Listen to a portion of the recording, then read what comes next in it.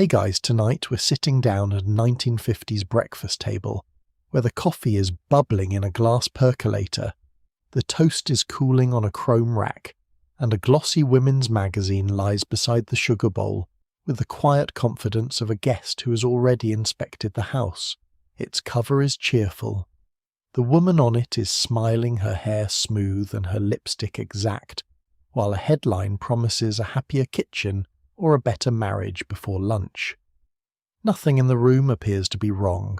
The linoleum is swept, the curtains are pressed, the eggs are warm, yet the magazine has arrived carrying evidence that the refrigerator is too small, the laundry is not white enough, the cake is too ordinary, and the family may be drifting toward emotional collapse because breakfast cereal has not been arranged with enough imagination. This is not simply a story about advertisements. It is a story about how a commercial system learned to sit beside a housewife, speak in the language of care, and quietly suggest that love could be measured in purchases. Before we turn the page, take a second to like the video and subscribe, but only if you genuinely enjoy slow journeys into the forgotten rules, strange routines and hidden pressures of old America. Tell me where you're listening from and what time it is there. And for tonight's question, what product did your mother or grandmother insist was absolutely necessary, even though the household had survived perfectly well without it for years? Many of these stories begin with your memories, so keep them coming. Now dim the lights, pull the blanket up and let your shoulders relax. The house is quiet. The dishes are far enough away to be ignored. The magazine is still open on the table, and it has several concerns it would like to discuss with you. What did an ordinary advertisement ask a housewife to believe? How did a bottle of cleaner become proof of character? Why did a refrigerator need to look modern if the old one still kept the milk cold? How did a cake mix become a test of maternal affection? Why did a woman's private worry about money, beauty, children, or marriage become useful to a copywriter she would never meet? Could she enjoy new products without allowing them to define her? And how many domestic emergencies could reasonably be solved by a matching set of pastel appliances? Beneath those questions was a larger one. When a culture repeatedly tells you that improvement is only one purchase away, how long can your home remain good enough before the next advertisement arrives? Congratulations! You've just woken up in 1956. You're standing in a modest kitchen in a new suburban development, wearing a house dress that was never intended to be seen beyond the property line. A rotary telephone hangs near the pantry. A wax paper bread wrapper crackles beside the toaster. The children will be awake soon. Your husband expects breakfast before he leaves, and the magazine on the table is open to a full-page advertisement featuring a kitchen larger than your entire ground floor. The woman in the illustration owns a double oven, a shining refrigerator, and the posture of a public monument. Your own refrigerator makes a tired click in the corner. It still works. This is already becoming awkward. The first thing the advertisement sells is not the appliance. It sells the moment of comparison. Your kitchen, which looked respectable 6 minutes ago now, appears dim, cramped, and emotionally underdeveloped. The advertisement does not accuse you directly. That would be impolite. Instead, it shows a brighter room, smoother cabinets, cleaner counters, and a woman whose family seems unusually grateful to be alive near a freezer compartment. Her children are neatly dressed. Her husband is attentive. No one has spilled orange juice. The floor contains no crumbs, the sink contains no dishes, and the clock has apparently agreed not to create pressure. The product sits at the center of this arrangement like a small domestic government, promising order, admiration, and fewer unpleasant surprises. You look back at your own table, where one chair leg wobbles and jam has dried around the lid. Nothing has changed except the standard by which the room is now judged. Advertising understood that dissatisfaction did not always have to begin with failure. Sometimes it could begin with a photograph. Women's magazines had become crowded landscapes of instruction and persuasion. A recipe might appear beside an advertisement for the ingredient it required. An article about household efficiency could be followed by a page suggesting that true efficiency required a newer machine. Advice on keeping children healthy might share the issue with promotions for soap, cereal, floor wax, and disinfectant, each arriving with a slightly different warning about what a careful mother should notice. Editorial and advertising pages were not identical, but they often lived in the same emotional neighborhood. One page explained how to improve the home, the next offered to sell the improvement. It was an elegant arrangement. The magazine did not need to shout because it visited regularly. It arrived in the mail, rested beside the sewing basket, waited near the sofa, and returned to the kitchen after dinner. A magazine could remain in the house for weeks, quietly presenting a sequence of better women, better meals, better rooms, and better ways to spend money. The tone was often friendly because friendliness was useful. The advertisement spoke as though it understood the reader's burdens. It knew she was tired. It knew the children resisted vegetables. The laundry multiplied. The budget tightened, and guests had a habit of arriving shortly after the living room lost its battle with ordinary life. Then it offered sympathy in the form of a product. A prepared food could save time. A cleaner could remove effort. A cosmetic could restore confidence. A storage container could prevent waste. An appliance could protect her from embarrassment and perhaps make her family look at her with renewed appreciation. Many of these products provided real convenience. The freezer preserved food. The washing machine reduced some forms of physical labor. Packaged ingredients made certain meals faster. Plastic containers were useful. The promise was not entirely false. That was what made it persuasive. The product solved a practical problem while the advertisement attached several emotional problems to the same purchase at no additional charge. A ring around the bathtub became evidence that the cleaner was inadequate. A child's dull shirt might suggest neglect. A plain dessert became a missed opportunity to create family gratitude through whipped topping. The home became a series of surfaces waiting to be evaluated: collars, windows, floors, teeth, hair, countertops, curtains, skin, silverware, and the expressions on family members when dinner appeared. You were encouraged to notice everything because every noticed flaw could be connected to a product category. This was presented as authority. You were the household expert, the family purchasing agent, the person trusted to choose wisely. The authority was real, but it came with a condition. You were responsible not only for buying what the household needed, but for identifying needs the household had not yet discovered. So the magazine was rehearsing a way of thinking: compare, worry, improve, purchase, repeat. The cycle could feel pleasurable, especially when a new object was attractive, useful, or finally affordable. A better iron could make a long afternoon less punishing. A different lipstick could create a small private moment of pleasure before anyone else woke. Consumer desire was not simply imposed from above. Women chose, resisted, improvised, saved coupons, ignored advice, repaired old machines, borrowed from neighbors, and laughed at claims that went too far. Yet the advertisements kept returning because the home was never permanently complete. The floor became dirty again. The children grew. The fashion changed. The model was updated. The package was redesigned. The woman in the illustration remained perfectly calm, which was perhaps the least believable feature of all. By the time the coffee has gone lukewarm, the magazine has transformed the room without moving a single chair.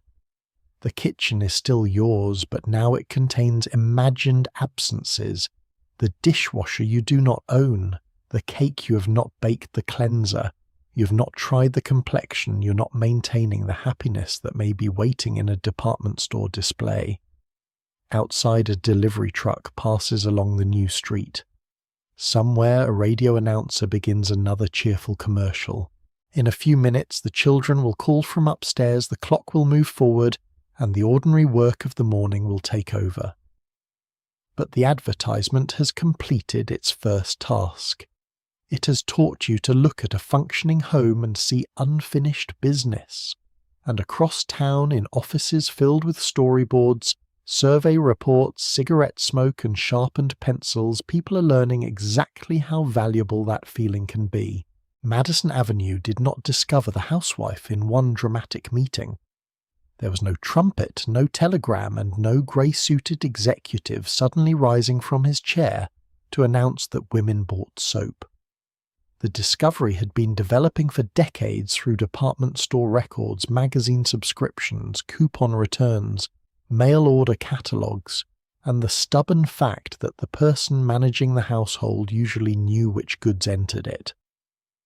By the 1950s, however, the old observation has become an enormous commercial strategy.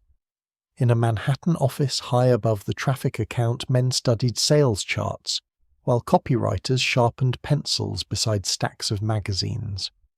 On the table sat a photograph of a smiling woman in a bright kitchen. To the agency, she was not merely one customer. She was the route to breakfast cereal, toothpaste, laundry, soap, cold cream, children's shoes, canned soup towels, furniture polish, and perhaps the family automobile if the argument was arranged carefully enough. One woman could represent an entire household budget. This made her powerful. It also made every one of her daily responsibilities available for commercial inspection. The woman in the photograph smiled patiently while several men calculated the financial value of her next trip to the grocery store. The industry had been studying this figure long before the first post-war subdivision appeared. Christine Frederick, a home economist and market researcher, published Selling Mrs. Consumer in 1929 and identified women as primary purchasers of household goods. Agencies such as J. Walter Thompson had already learned to place advertising in publications aimed at women and to treat the homemaker as a decision-maker rather than a decorative reader. By the middle of the century, those ideas met a nation producing goods on a scale that required millions of people to keep buying them. Factories that had supplied wartime needs returned to civilian markets. New houses required furniture, appliances, dishes, curtains, lawn equipment, and enough cleaning products to make the new possessions gleam. Advertising expanded, and its messages followed families through magazines, newspapers, radio packaging, billboards, direct mail, and television. Madison Avenue did not invent the housewife's purchasing role. It enlarged it, polished it, and placed it beneath studio lights until household management began to resemble a permanent appointment as director of family consumption. The position came without an officer's salary or the authority to close the department for the weekend. At home, you may not feel like the executive of anything. It is 9 a.m. and you are standing beside the pantry with a grocery list written on the back of an envelope. The list contains flour, coffee, soap, canned peaches, shoe polish, and something inexpensive for Thursday dinner.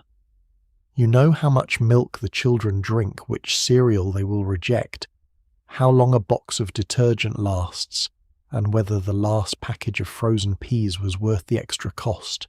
Your knowledge is practical, accumulated through repetition and small consequences. Buy the wrong cut of meat and dinner becomes difficult. Forget wax paper and the sandwiches suffer. Choose a soap that irritates someone's skin and the entire bathroom begins issuing complaints.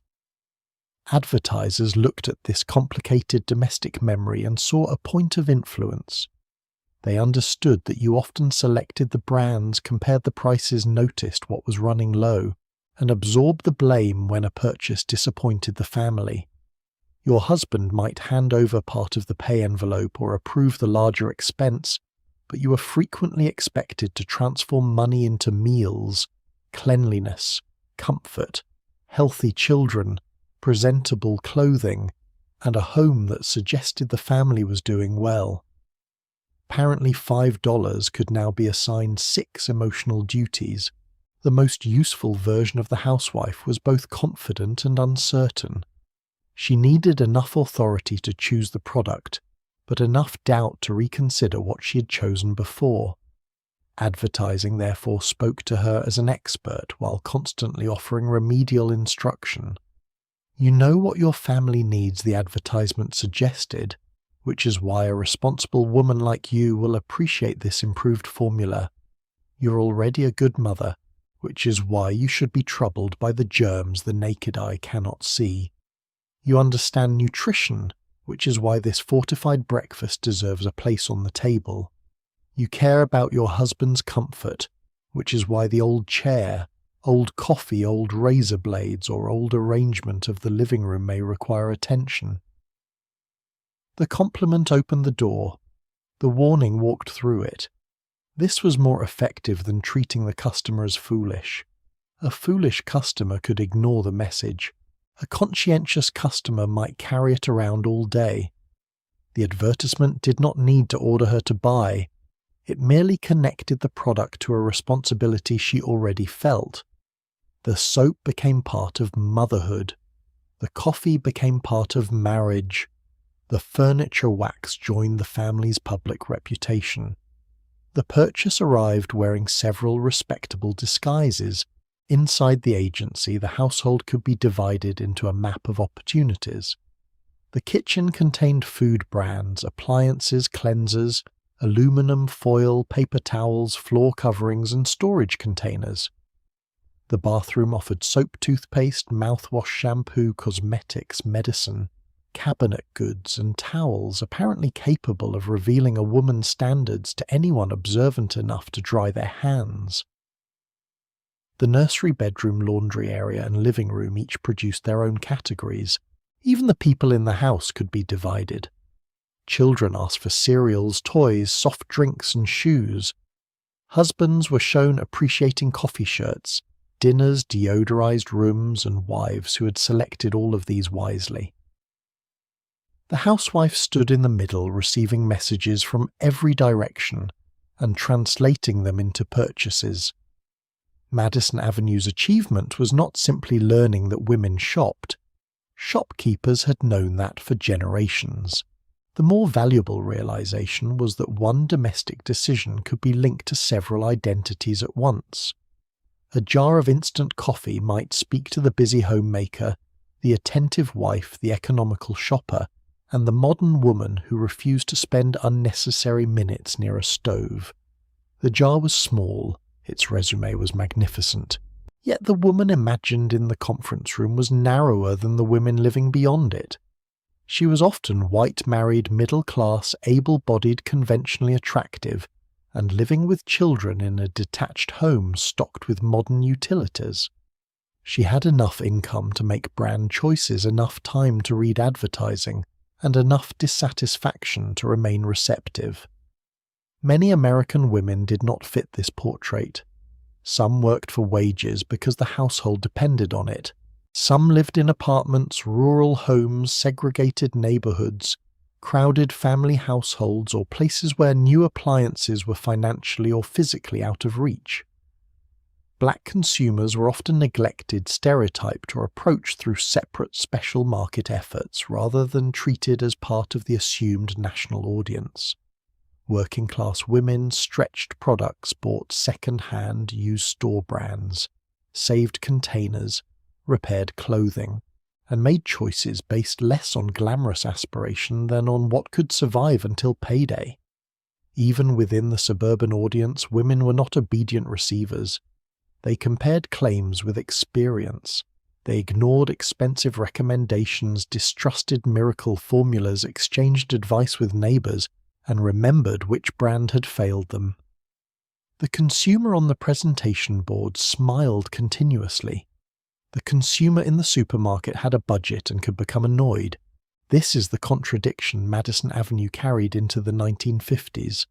The housewife was portrayed as sheltered from business, yet the consumer economy depended heavily on her decisions.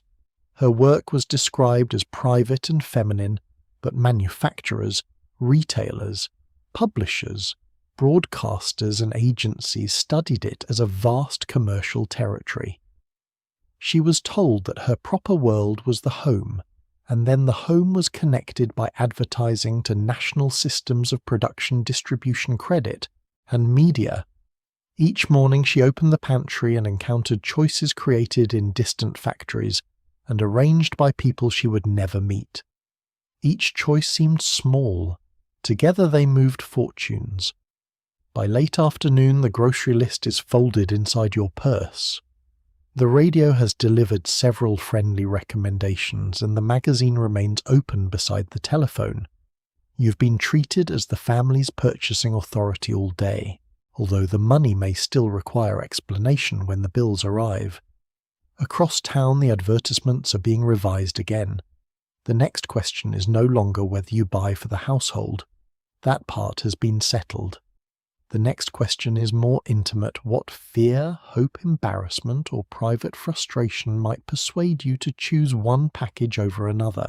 A shopping list recorded what a woman intended to buy. The new researchers wanted to know what made her hesitate before she wrote it down. By the middle of the 1950s, the housewife's kitchen had become interesting, not only to manufacturers of soap and soup, but also to psychologists, interviewers and advertising consultants who believed that the most useful reason for a purchase might be the reason the customer never said aloud.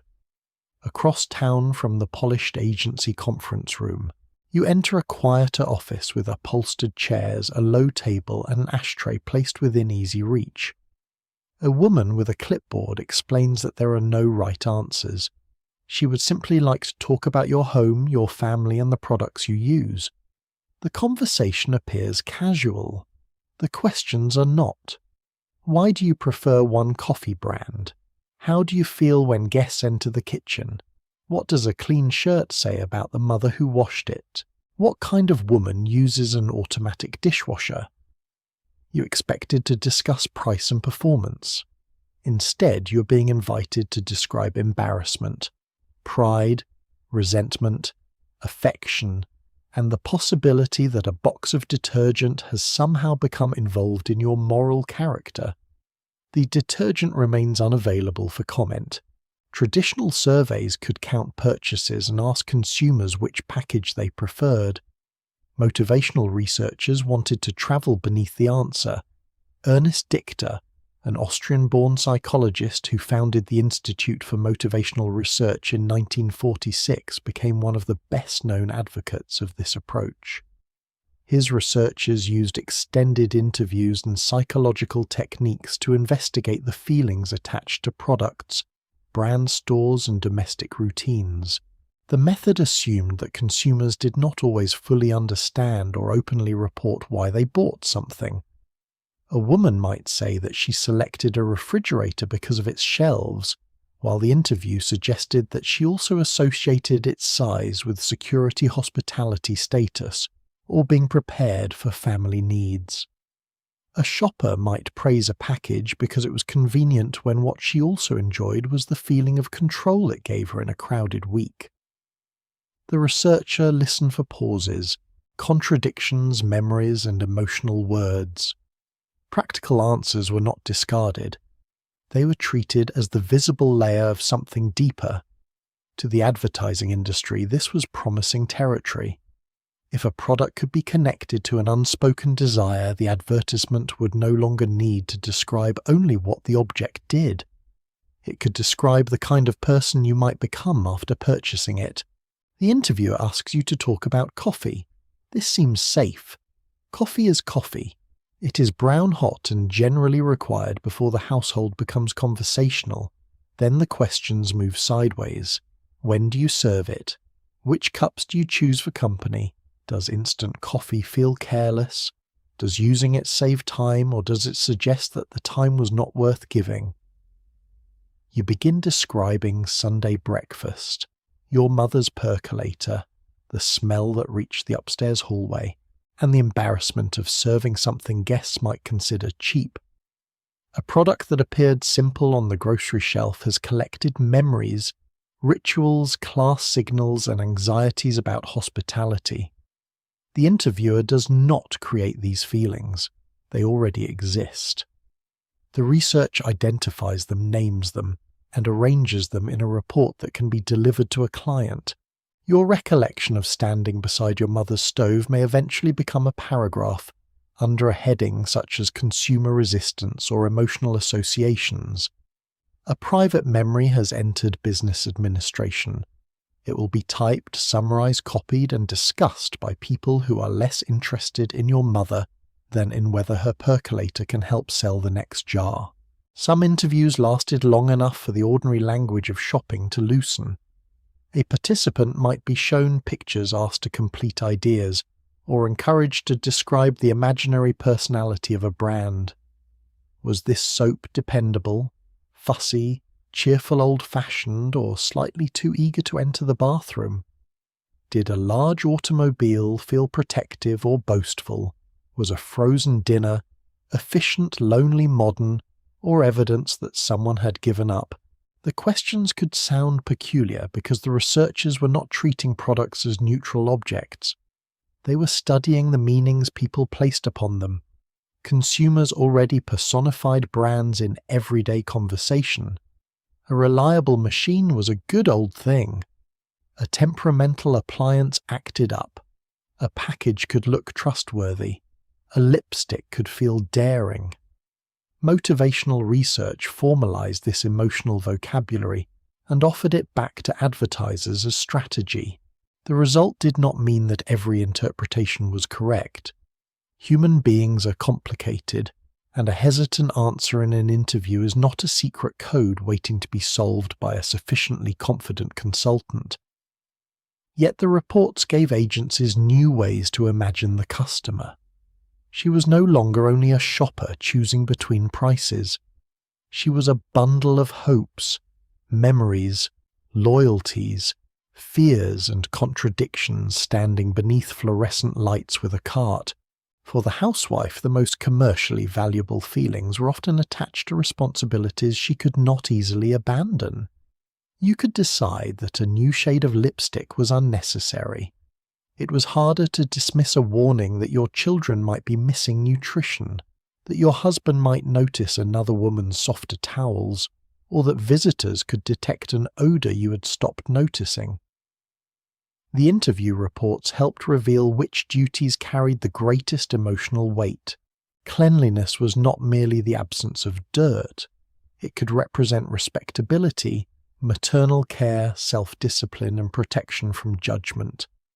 Cooking was not simply producing calories. It could represent affection, competence, economy, hospitality, and the ability to keep family members content without appearing exhausted. Advertisers did not invent all of these associations, and families experienced them differently. What the research offered was a method for attaching products to pressures that already had social force. Once the connection was found, an advertisement could press gently upon it. The message rarely needed to say that you were failing. It could simply show a woman succeeding more beautifully, then place the package beside her hand. The comparison performed the unpleasant portion of the conversation. There was an uncomfortable efficiency to the process. A woman might enter the interview hoping that manufacturers would finally understand what she needed.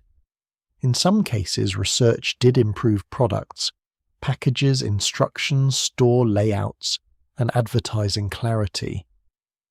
Consumers complained about inconvenient lids, confusing labels, heavy appliances, weak flavors, poor storage, and claims that did not match experience. Companies wanted to know these things because a frustrated customer could stop buying. But the same interview that revealed a practical inconvenience might also expose a useful insecurity. The complaint that a prepared food looked insufficiently homemade could inspire a recipe suggestion, a serving photograph, or an advertisement assuring the buyer that convenience and devotion were perfectly compatible. The concern that a new appliance seemed extravagant could be answered by presenting it as an investment in family health economy or precious time. The researchers called these obstacles resistance. The advertiser's task was to reduce it. Your hesitation was not the end of the sale. It was material for the next version of the sales argument. When the session ends, you put on your gloves, collect your handbag, and step back into the afternoon. Perhaps you received a small payment or simply the satisfaction of having someone listen carefully to your opinions. The interviewer remains behind with pages of notes. Your comments will be combined with those of other consumers, sorted into patterns and translated into recommendations. Somewhere between your spoken memory and the finished advertisement, the personal becomes anonymous. No one reading the report needs to know who worried about serving instant coffee or who felt guilty using a packaged dessert. They need only know that the worry exists and may be common enough to influence a market. Weeks or months later, you may open a magazine and encounter an advertisement that feels strangely understanding. It reassures you about the very concern you once struggled to explain.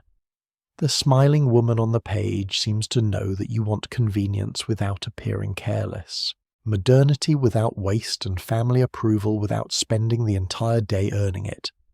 The advertisement does not know you personally. That would be unsettling. It knows something more profitable, the pattern you share with thousands of other women. And now that the worry has been measured, the next task is to make certain you notice it before the product arrives to provide the cure. The advertisement's first job was often not to sell the cure. It was to introduce the disease. You open a magazine after lunch and find a woman leaning toward a freshly washed shirt with the troubled expression of someone inspecting evidence at a crime scene. The collar looks white to you. The advertisement disagrees. Somewhere inside the fabric, it suggests ordinary washing has left behind a greyness visible to everyone except the person responsible for preventing it. On the next page, a hostess smiles while guests enter her living room, although a small caption asks whether her house contains an odour she can no longer notice. Farther along, a child pushes away breakfast, a husband appears distracted, and a woman studies her reflection beneath a bathroom light. Different rooms, different products, the same useful structure. Something is wrong, you may not have detected it, and a more careful woman already has. Only after establishing this small emergency does the advertisement reveal the soap spray cereal cream polish, or appliance waiting below. The product has entered the scene as both witness and rescuer. It identifies the problem, confirms your responsibility for solving it, and then generously offers itself for purchase. Very efficient. The fire alarm also sells the extinguisher. This method worked because ordinary domestic life produced endless ambiguity. How white was white enough? How clean should a kitchen smell? How smooth should a woman's skin appear by afternoon? How enthusiastic should a child seem at breakfast? A practical standard had a natural stopping point. The plate was clean when the food was gone. The refrigerator worked when it kept food cold. The shirt was wearable when it had been washed and ironed. An emotional standard could keep moving. A shirt might be clean but not brilliantly clean. A meal might be nourishing but insufficiently exciting. A room might be tidy while failing to express freshness, warmth, personality, modern taste, or the mysterious quality known as gracious living. Advertising flourished in the distance between functional and ideal. It was difficult to prove that a home lacked charm, but very easy to purchase something advertised as adding it. It was difficult to measure whether a family appreciated dinner enough, but simple to try a new packaged ingredient, promising brighter faces around the table. The uncertainty was commercially useful because it could not be permanently resolved. Today's cleaner removed yesterday's dirt. Tomorrow's advertisement introduced a new kind of dirt that required a different bottle. The strongest messages rarely accused the housewife in a loud voice. They allowed her imagination to complete the accusation. A drawing might show two women speaking at a bridge table. while a third stood alone near the window. The copy would ask a careful question about breath perspiration, rough hands, dull hair, or clothing that had lost its freshness. No one in the illustration needed to say anything cruel. Their turned shoulders handled the matter. The reader was invited to picture a social mistake that polite people would never mention directly. Perhaps friends had noticed. Perhaps her husband had noticed. Perhaps the children were being judged at school because their clothes did not look as crisp as the other children's. The advertisement offered a private explanation for a private fear, then placed a familiar package beside the solution. In this way, embarrassment could be manufactured without any real person entering the room. You did not need a neighbour to criticize the curtains. A printed neighbour could do it at scale. She could appear in millions of homes, look briefly concerned, and disappear before anyone had the opportunity to ask about her own housekeeping. Cleanliness advertising was especially well suited to this strategy, because dirt could be visible, invisible, temporary, recurring, and morally suggestive all at once. A floor gathered dust again after it was swept. Soap scum returned. Towels became damp. Children approached clean clothing with the dedication of professionals sent to destroy it. Yet the advertisement often removed the practical reality of recurring work and replaced it with a test of vigilance. A good housewife did not merely clean. She detected hidden germs, lingering odours, stubborn stains, and signs of neglect before anyone else could. The promise of scientific improvement strengthened the message. New formulas, laboratory language diagrams, demonstrations, and magnified illustrations gave household goods the authority of modern research. A woman might not be able to see the microscopic threat, but the advertisement had kindly drawn it for her. It looked energetic. Meanwhile, the bottle beneath the picture stood upright in a white field, calm and fully briefed. The contrast made the purchase seem less like shopping and more like responsible household defense. You were not buying another cleanser. You were protecting the family from a stain with administrative ambitions. Food advertising used a gentler version of the same pressure. The problem was not always hunger. Hunger could be solved by potatoes. The more profitable concern was appetite enthusiasm, variety, speed, nutrition, appearance, economy, and family approval, preferably all in one serving dish. A child's lack of excitement could suggest that breakfast had become monotonous. A husband reaching for salt might imply that dinner needed assistance. Unexpected guests created an emergency requiring a pantry stocked with cans, mixes, crackers, and dessert ingredients capable of becoming hospitality before the coats were removed. The advertisement often began with a woman facing a familiar difficulty, little time-limited, money-picky children, or the terrifying possibility of serving the same meal twice within living memory. Then the branded product arrived with a recipe and a photograph of the finished dish. The food looked glossy, symmetrical and unusually cooperative. Family members leaned toward it with expressions normally reserved for long-awaited reunions. The practical product could indeed save time or add variety. But the emotional promise went further. It suggested that the right package could restore attention, affection, and peace to the table. Apparently, a casserole could now perform family counseling provided it contained the correct condensed soup. Beauty and personal care advertising moved the problem closer to the body. The house might be polished, the laundry folded, and the children fed, yet the woman herself remained a surface open to improvement. Her skin could appear tired. Her hair could lack life.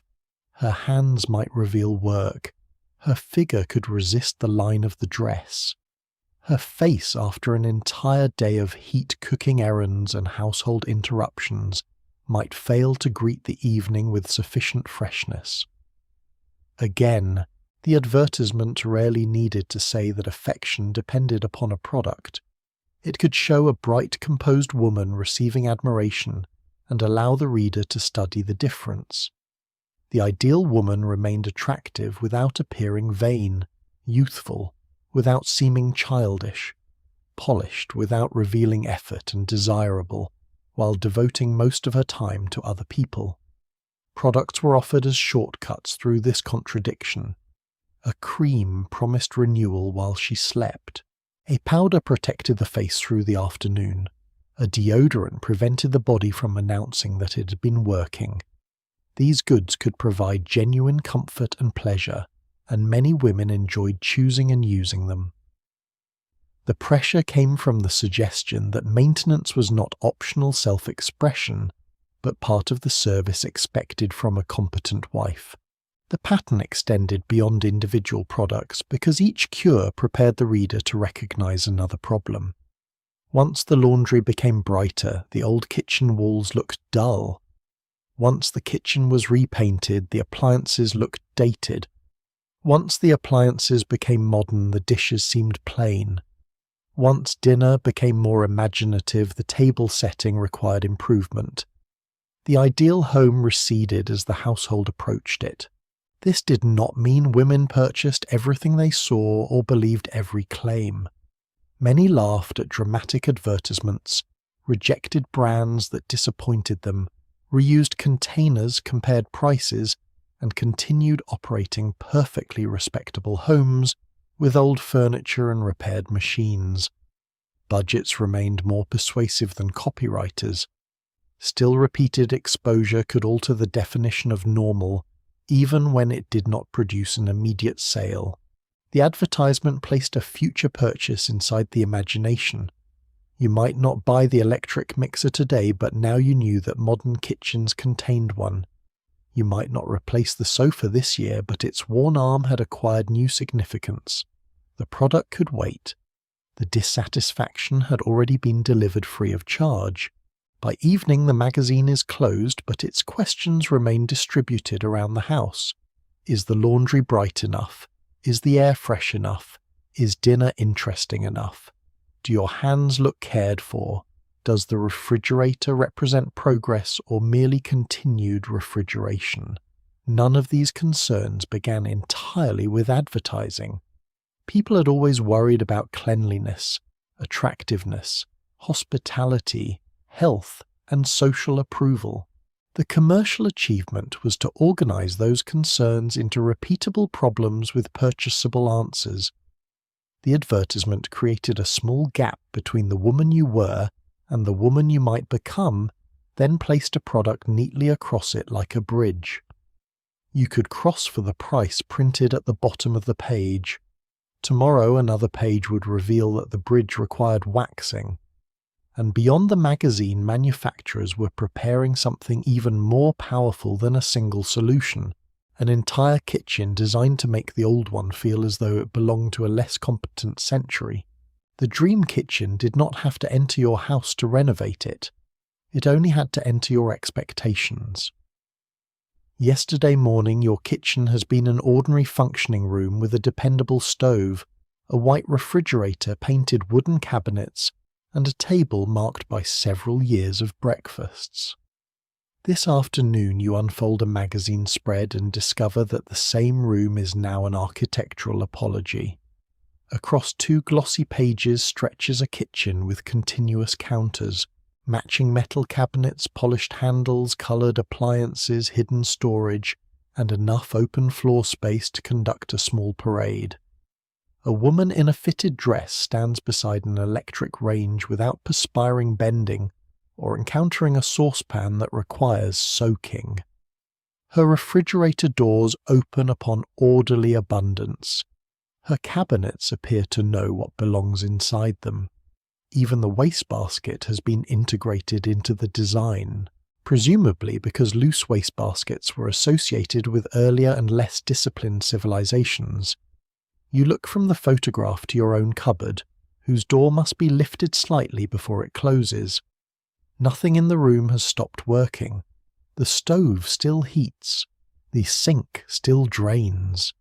Yet the advertisement has placed your kitchen on the wrong side of progress. Post-war kitchen promotions offered more than individual appliances.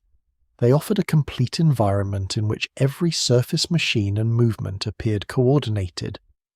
Department store displays, model homes, utility company demonstrations, catalogues, and magazine illustrations presented the kitchen as a planned workspace rather than a collection of objects acquired over time.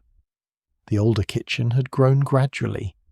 A family might have added a refrigerator beside a freestanding range, hung shelves where space allowed, moved a table near the window, and continued using a cabinet inherited from a previous house. The dream kitchen arrived all at once. Its counters formed smooth lines. Its storage was divided by purpose. Pots, dishes, flour linens, and cleaning supplies were assigned proper territories. New all-metal cabinet systems were promoted as sanitary, efficient, easy to maintain, and fashionably modern. Their smooth doors left fewer ornamental crevices where grease could settle, and fewer visible reminders that kitchens had once been assembled from separate pieces of furniture. This was genuinely useful design for many households. It also created a new visual standard.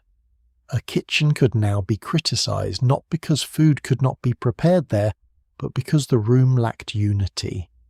The potatoes did not care whether the cabinets matched. The advertising department cared considerably. Efficiency gave the dream kitchen moral authority.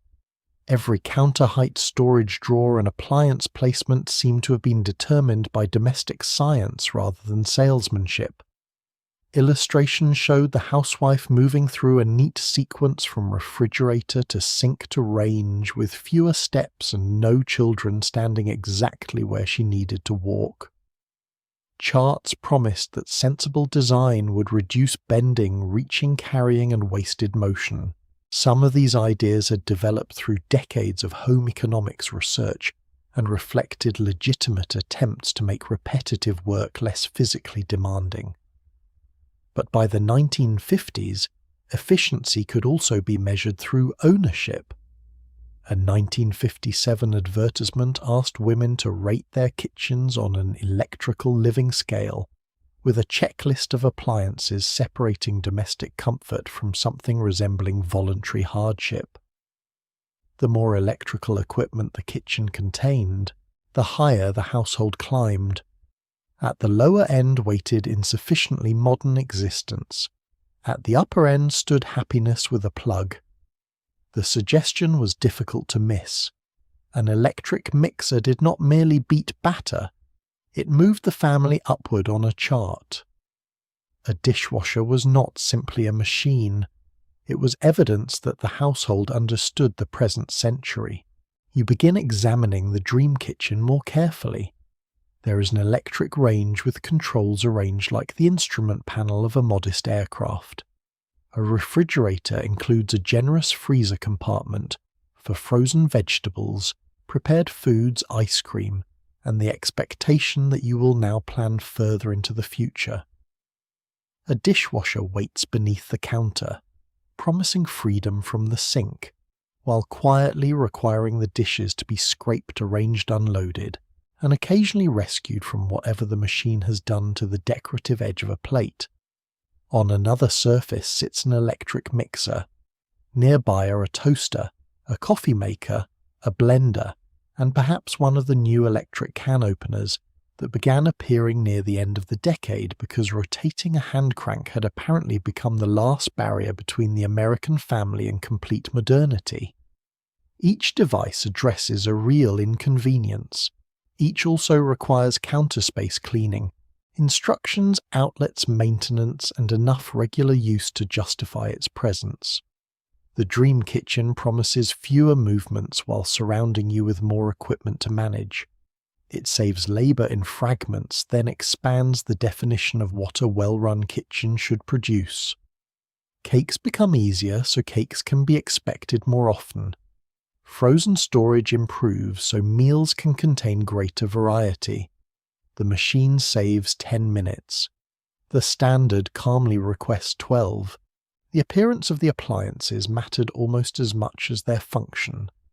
Earlier refrigerators and ranges had generally announced themselves as sturdy white equipment. During the post-war years, manufacturers increasingly offered coordinated colours, streamlined forms, chrome trim, rounded edges, control panels, and annual improvements that made durable machines behave more like fashion.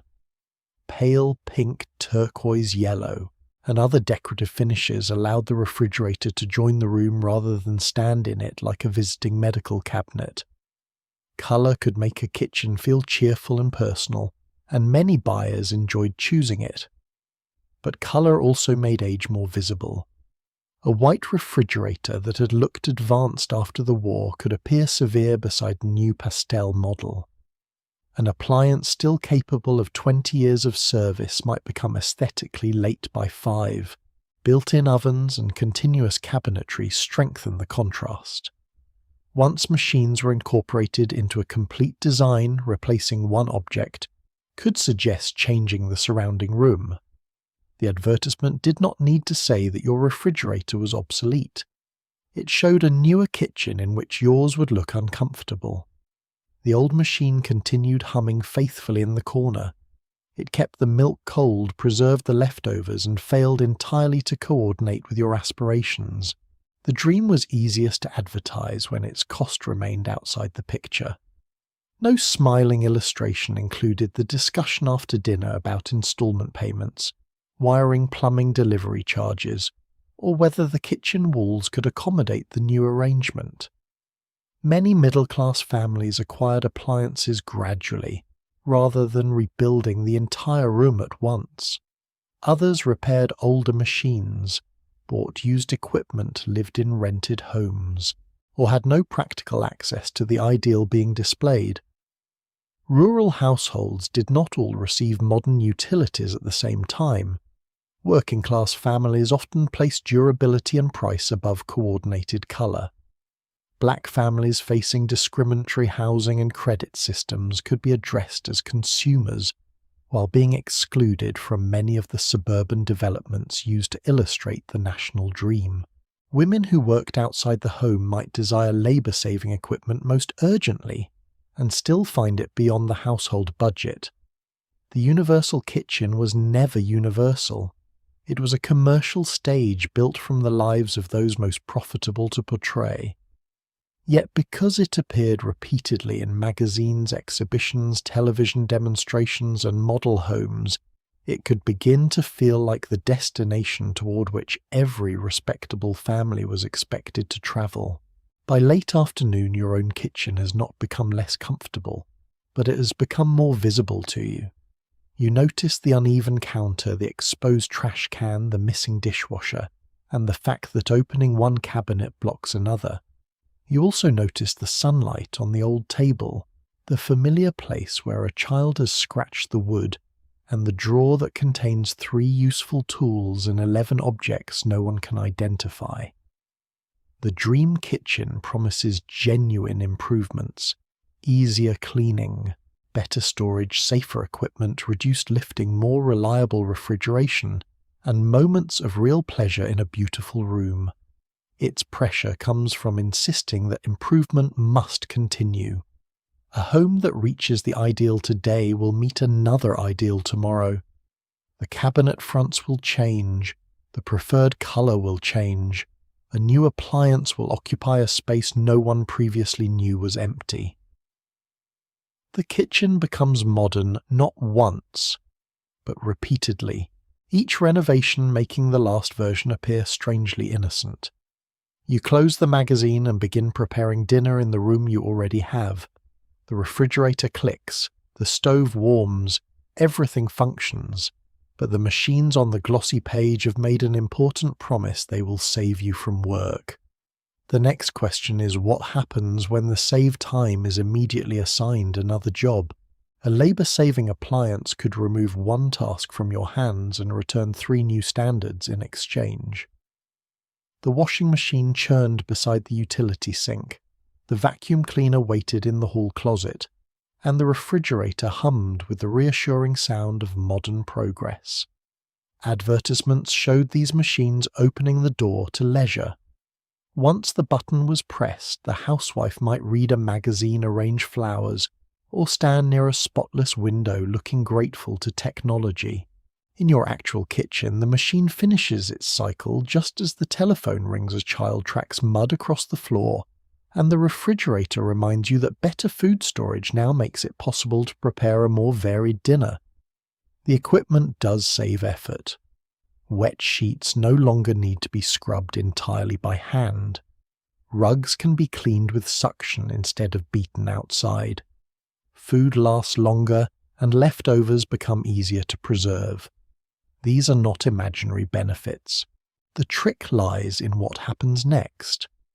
When a task becomes faster, families and advertisers do not always accept the old result in less time. They begin expecting a better result produced more frequently across a larger collection of possessions. The machine reduces the labor required for one load. The household responds by discovering more things that can be washed. Consider laundry day before the automatic machine. It could be physically exhausting, involving heavy tubs, hot water, wringing, lifting, starching, hanging, and hours of damp work. A modern washer genuinely changed that experience for many women who could afford one and had the necessary plumbing and electricity. But the machine also encouraged laundry to occur more often. Clothing that might once have been aired brushed, protected by aprons or worn again could be washed sooner. Sheets, towels, children's clothes, kitchen linens, curtains, slip covers and delicate items entered increasingly demanding schedules. Advertising celebrated brightness, softness, freshness, and the removal of stains that earlier generations might have accepted as the natural biography of fabric. A clean shirt was no longer simply free of obvious dirt. It could be brighter, crisper, sweeter smelling, and folded with a precision that suggested the washing machine had graduated from an engineering college. New detergents, bleaches, fabric treatments, water softeners, and specialized cycles multiplied around the appliance. You still sorted the colors, checked pockets, treated stains, measured products, transferred wet clothing, hung or dried. It ironed what required ironing, folded everything, and carried each piece back to the person who had generously provided it. The machine performed the agitation. It did not locate the missing sock. That department remained fully staffed by you. The vacuum cleaner created a similar bargain. Earlier carpet cleaning could involve sweeping, brushing, shaking rugs, beating them outdoors, or hiring heavier assistants when the household budget allowed.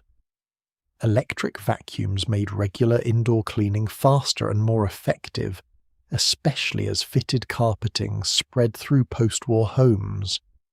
Yet improved equipment made dust less acceptable, because dust could now be removed more thoroughly. The living room carpet began to display fresh vacuum lines, neat parallel evidence that someone had recently passed through with purpose.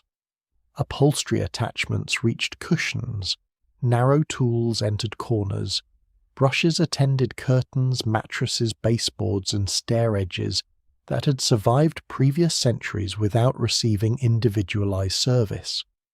The advertising image showed the vacuum gliding behind a well-dressed woman as lightly as a dance partner.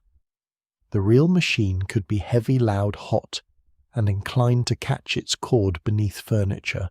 You pulled it from the closet, assembled the attachments, moved chairs, crawled toward inaccessible places, emptied the bag, and returned the equipment to a storage space designed before anyone realized that the modern home would require a mechanical population. The vacuum saved time compared with older methods. Then cleaner floors became the minimum, not the achievement. Once a machine made deeper cleaning possible, visible dust began to look less like an ordinary feature of inhabited rooms and more like a personal decision. Refrigeration expanded work by expanding possibility. The old icebox had required careful management and frequent attention, while an electric refrigerator offered more reliable cold storage freezer space and freedom from melting ice. It protected food-reduced spoilage and allowed households to keep milk meat produced desserts and prepared dishes for longer periods. but a larger refrigerator was not advertised as an empty box waiting quietly for necessities. It appeared fully stocked, arranged and abundant. Bottles stood in straight rows, covered dishes waited behind shining doors. Lettuce occupied its proper drawer. A frozen dessert existed in case ordinary family life suddenly required celebration. Once storage improved, the competent housewife could be expected to plan further ahead, preserve leftovers more carefully, maintain greater variety and remain prepared for guests, illness, weather, children's appetites, and the possibility that someone might request a sandwich at an administratively inconvenient hour. The refrigerator saved trips and prevented waste, but it also became another interior space to clean, organize, monitor, defrost, and protect from mysterious containers whose contents had passed beyond identification. A new appliance had entered the kitchen to preserve food. It soon required its own maintenance schedule and a disciplined filing system for cold potatoes. Cooking appliances followed the same pattern because easier preparation raised the number of things considered reasonable to prepare. Electric mixers reduced the strain of beating batter and whipping cream. Blenders made sauces, drinks, purees, and new recipes possible with the turn of a switch. Toasters produced evenly browned bread more reliably than a fork held near flame, which was progress by almost any definition. Yet convenience encouraged variety. If cake batter no longer demanded prolonged hand mixing, homemade cake could appear more often. If a blender simplified a complicated recipe, the recipe became suitable for an ordinary weekday. If an oven held temperature more consistently, baked goods were expected to become more dependable. Advertisements showed tables crowded with beautifully finished dishes, each made easier by modern equipment. The important word was easier, not absent. Ingredients still had to be purchased measured, opened, combined, served, stored, and cleaned from several newly dirty bowls. The mixer saved your arm while contributing 2 beaters to the sink. The blender reduced chopping while introducing a blade assembly with a private hostility toward dishcloths. The labor-saving kitchen was becoming a place where more could be produced and therefore more could be expected. Technology did not eliminate standards. It gave standards electric power. There was also the matter of maintenance. Every machine arrived with a cord, a manual, a warranty, and the expectation that someone would learn its habits. Washing machines vibrated, hoses leaked vacuum bags, filled mixers, overheated refrigerators needed defrosting, and small appliances occupied counters until the room designed to save steps required a careful route between them. Repairs could be expensive and service appointments demanded that someone remain home. The housewife became the household's informal equipment manager, responsible for recognizing unusual noises, remembering model information, locating receipts, and explaining the problem to a repairman who might address his technical explanation to her husband later. She was expected to operate the machine every week, but could still be treated as a visitor when its internal workings were discussed. Advertisements personified appliances as obedient helpers. In practice, the helpers required supervision, cleaning replacement parts, and occasional encouragement delivered through a firm strike against the side panel. A modern home might contain several machines designed to reduce labor, each producing a modest administrative burden. Individually, the burden was small. Together, the kitchen and laundry area began to resemble a department whose manager had not been informed she was running one. The increase in standards reached beyond cleaning and cooking into the rhythm of family life. When tasks required less visible physical effort, the labor could become easier to overlook. A husband might see the washing machine turning and conclude that the machine was doing the laundry. Children might watch the dishwasher or vacuum and assume that buttons had replaced work. The hours formerly associated with scrubbing or heating water were less obvious, yet planning, sorting, shopping, maintaining and repeating remained. Because the machines were advertised as liberating, admitting exhaustion could sound ungrateful or incompetent. You had modern conveniences. Why should you be tired? The question ignored the possibility that convenience had been converted into expectation before the energy it saved ever reached you. The time released by one appliance could be filled with children's activities, community obligations, more elaborate meals, additional cleaning, paid work, or the careful management of the other appliances. Leisure appeared in the advertisement because leisure helped sell the machine. In the home, free time had a remarkable tendency to be noticed by someone who needed something. By evening, the machines have completed their cycles, but your work has not reached such a satisfying mechanical conclusion. The laundry is folded. The carpet shows fresh lines. Dinner contained more variety than it might have 20 years earlier, and tomorrow's food is safe behind a cold, shining door. These changes matter. They can bring comfort, reduce physical strain, improve sanitation, preserve food, and make difficult tasks less punishing. The contradiction is not that labour-saving appliances failed to save labour. Many did. The contradiction is that the culture surrounding them often refused to let the savings remain savings. Cleaner became the new clean. Faster became the new normal. Possible became expected. A machine entered the house promising to lighten the burden while advertising quietly enlarged the burden until it fit the machine's capacity. The modern home looked easier because its hardest work had become less visible, and among all the polished appliances, one machine would soon carry more symbolic weight than almost any other, the refrigerator whose shelves were about to become a public report on how well a woman understood abundance planning and the proper storage of family happiness. The refrigerator did not merely keep food cold. By the middle of the 1950s, it had become a brightly lit examination room in which a woman's planning, thrift, hospitality, cleanliness, and maternal competence could all be inspected at once. Open the door and the verdict appeared in shelves. Was there fresh milk for the children? Butter in its covered compartment? Leftovers wrapped properly instead of drying beneath an overturned saucer? A dessert prepared for company? Enough eggs for breakfast? Meat for dinner and something respectable to offer? If a neighbour arrived without warning, advertisements showed refrigerators filled with geometric abundance bottles, standing in formation, vegetables arranged by colour-covered dishes stacked without leaning, and ice trays waiting as though the household expected an immediate national demand for cold beverages. Your own refrigerator contains half an onion a bowl whose lid no longer fits 2 jars of mustard, and a piece of cake hidden behind the milk so the children will not find it. It is functioning perfectly. The advertisement remains concerned. The modern refrigerator has become less like a machine and more like a report card with a light that turns on when the examiner enters.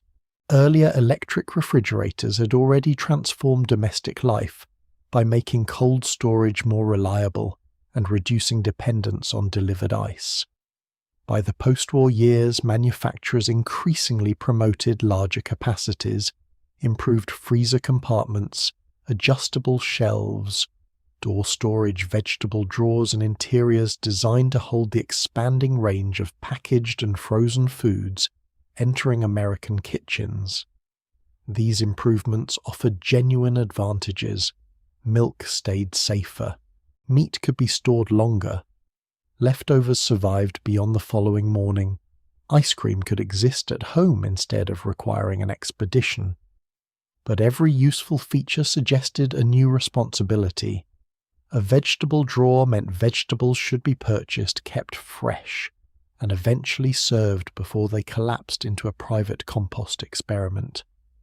A freezer compartment meant the household could stock frozen peas, concentrated juice, ice cream meat, and prepared foods for future meals.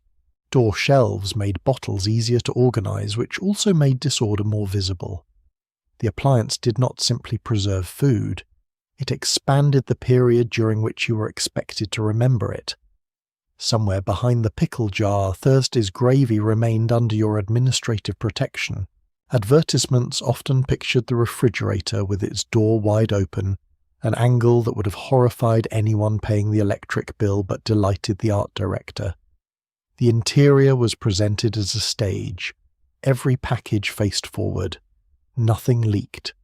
No celery stalk had become flexible in a worrying way. The mother stood nearby, usually smiling, while children reached for wholesome snacks without disturbing the arrangement. These scenes suggested that abundance and discipline naturally belonged together. A full refrigerator proved that the family could afford variety. An organized refrigerator proved that the housewife knew how to manage it. Empty shelves might suggest financial difficulty or poor planning. Overcrowded shelves could suggest waste and disorder. The correct refrigerator was full but not chaotic, generous but economical, prepared, but never burdened by anything resembling old fish. This was a narrow target. Food had to be purchased in sufficient quantity to express prosperity, then consumed in a sequence precise enough to prevent spoilage.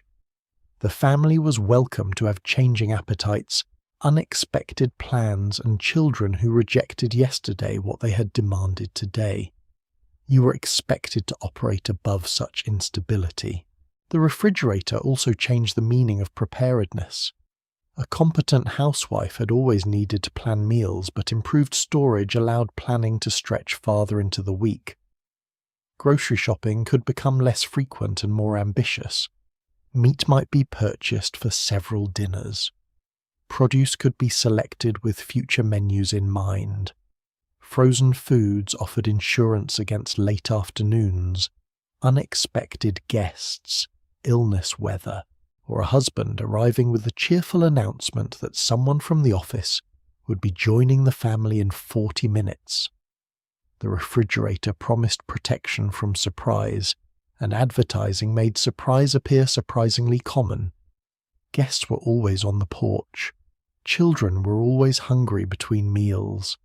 Husbands developed sudden enthusiasm for midnight snacks. The modern kitchen was expected to answer every appetite without revealing panic. A well-stocked refrigerator turned hospitality into a permanent readiness condition. You did not need to know who was coming.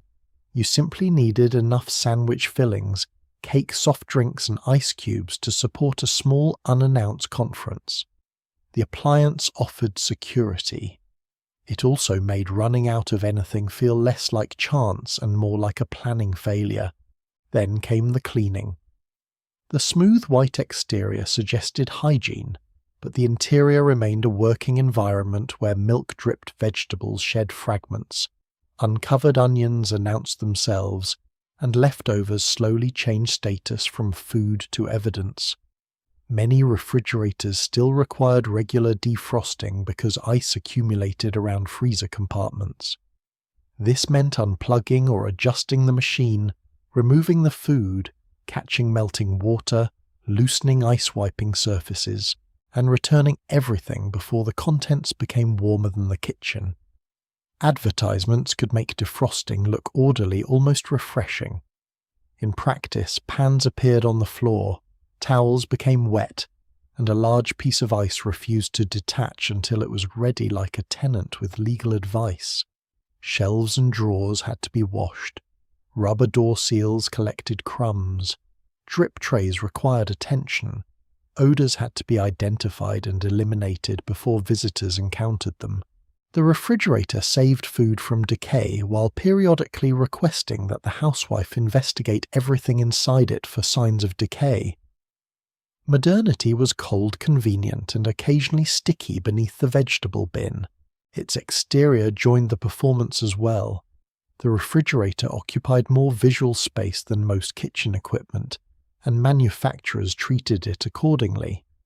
Rounded corners, chrome handles, streamlined forms, coordinated colors, and updated control arrangements made the machine part of the room's decoration. A newer model could make the entire kitchen appear current. An older one, even when dependable, might reveal that the household had not yet joined the latest version of progress. The large handle, yellowing enamel, noisy motor, or small freezer compartment became visible in a way it had not been before the magazine introduced comparison. Appliance advertisements encouraged women to admire capacity, convenience, and styling, while also suggesting that the refrigerator reflected the family's standard of living. A spacious model announced abundance. A fashionable finish announced taste. Advanced features announced good judgment. The purchase was often a major family decision requiring savings credit or installment payments, yet much of the everyday meaning settled upon the woman who used it. Her husband might help choose the price. She would spend the next 10 years arranging the shelves. The pressure was not identical in every household. Families with limited incomes could not stock refrigerators like advertising illustrations, and some relied on small models, used machines, ice boxes, shared equipment, or frequent shopping. Rural access to dependable electricity and appliance service varied. Renters might have little control over the machines supplied with the apartment. Working women could value frozen and prepared foods because they reduced evening preparation, while also facing criticism that convenience represented insufficient care. Black families and other consumers excluded from the white suburban ideal still purchased appliances, read advertisements, developed brand preferences, and built modern homes within circumstances shaped by discrimination in employment, credit, retail treatment, and housing. The national image of the refrigerator belonged to one polished version of family life, but the machine itself entered many different homes. Inside each one, it absorbed local habits, jars of preserved food, Sunday leftovers, lunch ingredients, medicines, special dishes, inexpensive cuts of meat and recipes that did not appear in mainstream magazine spreads. The ideal refrigerator was standardized. The real refrigerator told a family history. Women also resisted the performance in ordinary ways. They reused jars, covered bowls with plates, ignored fashionable storage accessories, and kept foods wherever they fit. They stretched leftovers into soups, casseroles, sandwiches, and lunches rather than presenting a new menu at every meal. Children opened the door and stared inside, despite being repeatedly informed that the refrigerator did not generate entertainment. Husbands returned nearly empty containers to the shelf, preserving one spoonful of food in order to avoid responsibility for washing the dish. The appliance may have represented modern household management, but family members interacted with it according to older principles of convenience and strategic innocence. The housewife's task was to turn this daily disorder back into apparent control. She checked what was running low, moved older food forward, remembered what needed to be used, and planned meals around ingredients no one else seemed able to see. This mental inventory rarely appeared in the advertisement. The refrigerator looked passive because the work of remembering had been assigned to the woman standing beside it. Late at night, the kitchen becomes quiet and the refrigerator's motor begins another low cycle. Behind its closed door are tomorrow's breakfast, part of tomorrow's dinner, a container that should be used soon, and enough milk to prevent a morning emergency. The appliance has improved the household in real and lasting ways. It offers safety, flexibility, pleasure, and a sense of security that an earlier kitchen could not always provide. Yet advertising has placed a second function around the machine. It has made the refrigerator evidence. Its size, age, color, contents, cleanliness, and organization can all be read as signs of how successfully the family has entered modern life and how carefully the woman has guided them there.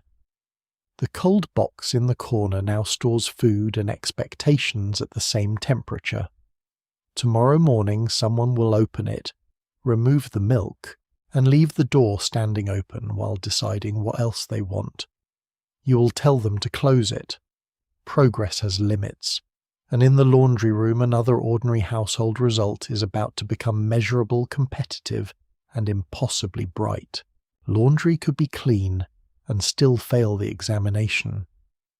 At 10 in the morning you lift a damp white shirt from the washing machine and hold it near the basement window. The collar is free of dirt. The cuffs no longer carry yesterday's pencil marks. It smells of soap, warm water, and the faint metal scent of the machine. By every practical standard, the shirt is clean. Then a detergent advertisement asks whether it is truly white. Not merely washed, not merely wearable. White. The illustration offers two shirts for comparison, one belonging to an ordinary household, and the other apparently illuminated from within by scientific confidence. Beside them stands a smiling mother whose children have never encountered mud without first receiving written permission. The advertisement does not accuse you of neglect. It simply introduces a shade of disappointment between clean and brilliantly clean, then invites you to determine which side of the line your family's wearing. You look again at the shirt. A moment ago it was finished. Now it appears slightly grey, although this may be the basement light, the age of the fabric, or the commercial message already adjusting your eyesight. The detergent has performed its first wash before entering the water. It has cleaned away your satisfaction. The arrival of powerful synthetic detergents strengthened this contest. Procter & Gamble introduced Tide in 1946, and post-war shoppers soon encountered expanding choices among soaps, detergents, bleaches, water treatments, starches, and products, promising brighter, cleaner results. These goods addressed real frustrations. Traditional soap could behave differently depending on the water and the kind of soil in the fabric. Heavy-duty detergents were designed to handle difficult household washing more effectively, especially as automatic machines entered more homes. Better washing chemistry mattered to women dealing with children's clothes, work shirts, sheets, towels, diapers, table linens, and the endless small fabrics that a family produced without apparently noticing. But practical improvement quickly acquired a competitive language. Packages promised brightness, freshness, deep cleaning, powerful suds, and the removal of stains that ordinary products supposedly left behind. The difference between brands could be demonstrated with swatches, split screens, magnified dirt, and shirts held beneath studio lights. Laundry was no longer judged only against yesterday's soil. It was judged against another woman's laundry, another formula, and a white fabric created specifically to make yours look as though it had lost confidence. White clothing carried unusual emotional weight because it displayed failure so clearly. A dark dress could conceal a faint stain. A white school shirt recorded breakfast, playground, dust, pencil, lead, perspiration, and whatever substance a child had discovered beneath the desk. Bed linens yellowed with age, towels dulled. Men's collars acquired shadows that required soaking, rubbing, or special treatment. These were normal effects of bodies work, water, fabric, and repeated use. Advertising reframed them as problems that careful product selection could overcome. A brighter shirt suggested a diligent wife. A clean playsuit suggested a devoted mother. Fresh sheets suggested an orderly home. If the laundry looked tired, attention could shift from the age of the cloth to the character of the woman who washed it. The fabric became a portable household inspection carried into offices, classrooms, church pews, and neighbours' backyards. Your son might forget his arithmetic, lose his lunch money, and tear one knee before noon, but the brightness of his collar could still be entered under maternal performance. He wore the evidence. You received the grade. Children were especially useful in laundry advertising because their clothing combined visible dirt with emotional innocence. A child did not choose the detergent. Mother did. Advertisements could show babies wrapped in soft blankets, toddlers in clean pajamas, or school children praising the person who kept their clothes fresh. The product entered the relationship between mother and child as though affection required a particular formula. Gentle products promised protection for delicate skin and fabrics. Strong products promised the removal of energetic childhood from cotton. Both approaches placed the mother at the center. She was expected to know when strength was necessary, when softness mattered, how much product to measure which stains required treatment, and whether the rinse water had completed its constitutional duties. A father might carry the laundry basket on a particularly cooperative Saturday, but advertising usually understood the permanent chain of command. Children became dirty. Mothers restored them. The detergent received the applause. This was motherhood expressed through fabric care with love, measured in softness, brightness, and the absence of anything that could be circled in a before photograph. The fear became more powerful when the failure was difficult to see. Advertisers could warn that ordinary washing left behind dullness, residue-hidden soil, or odours that familiar noses no longer detected. This gave the product authority over the housewife's own senses. You might look at the sheet and consider it clean, but perhaps you had become accustomed to its greyness. You might smell a shirt and detect nothing, but perhaps other people could.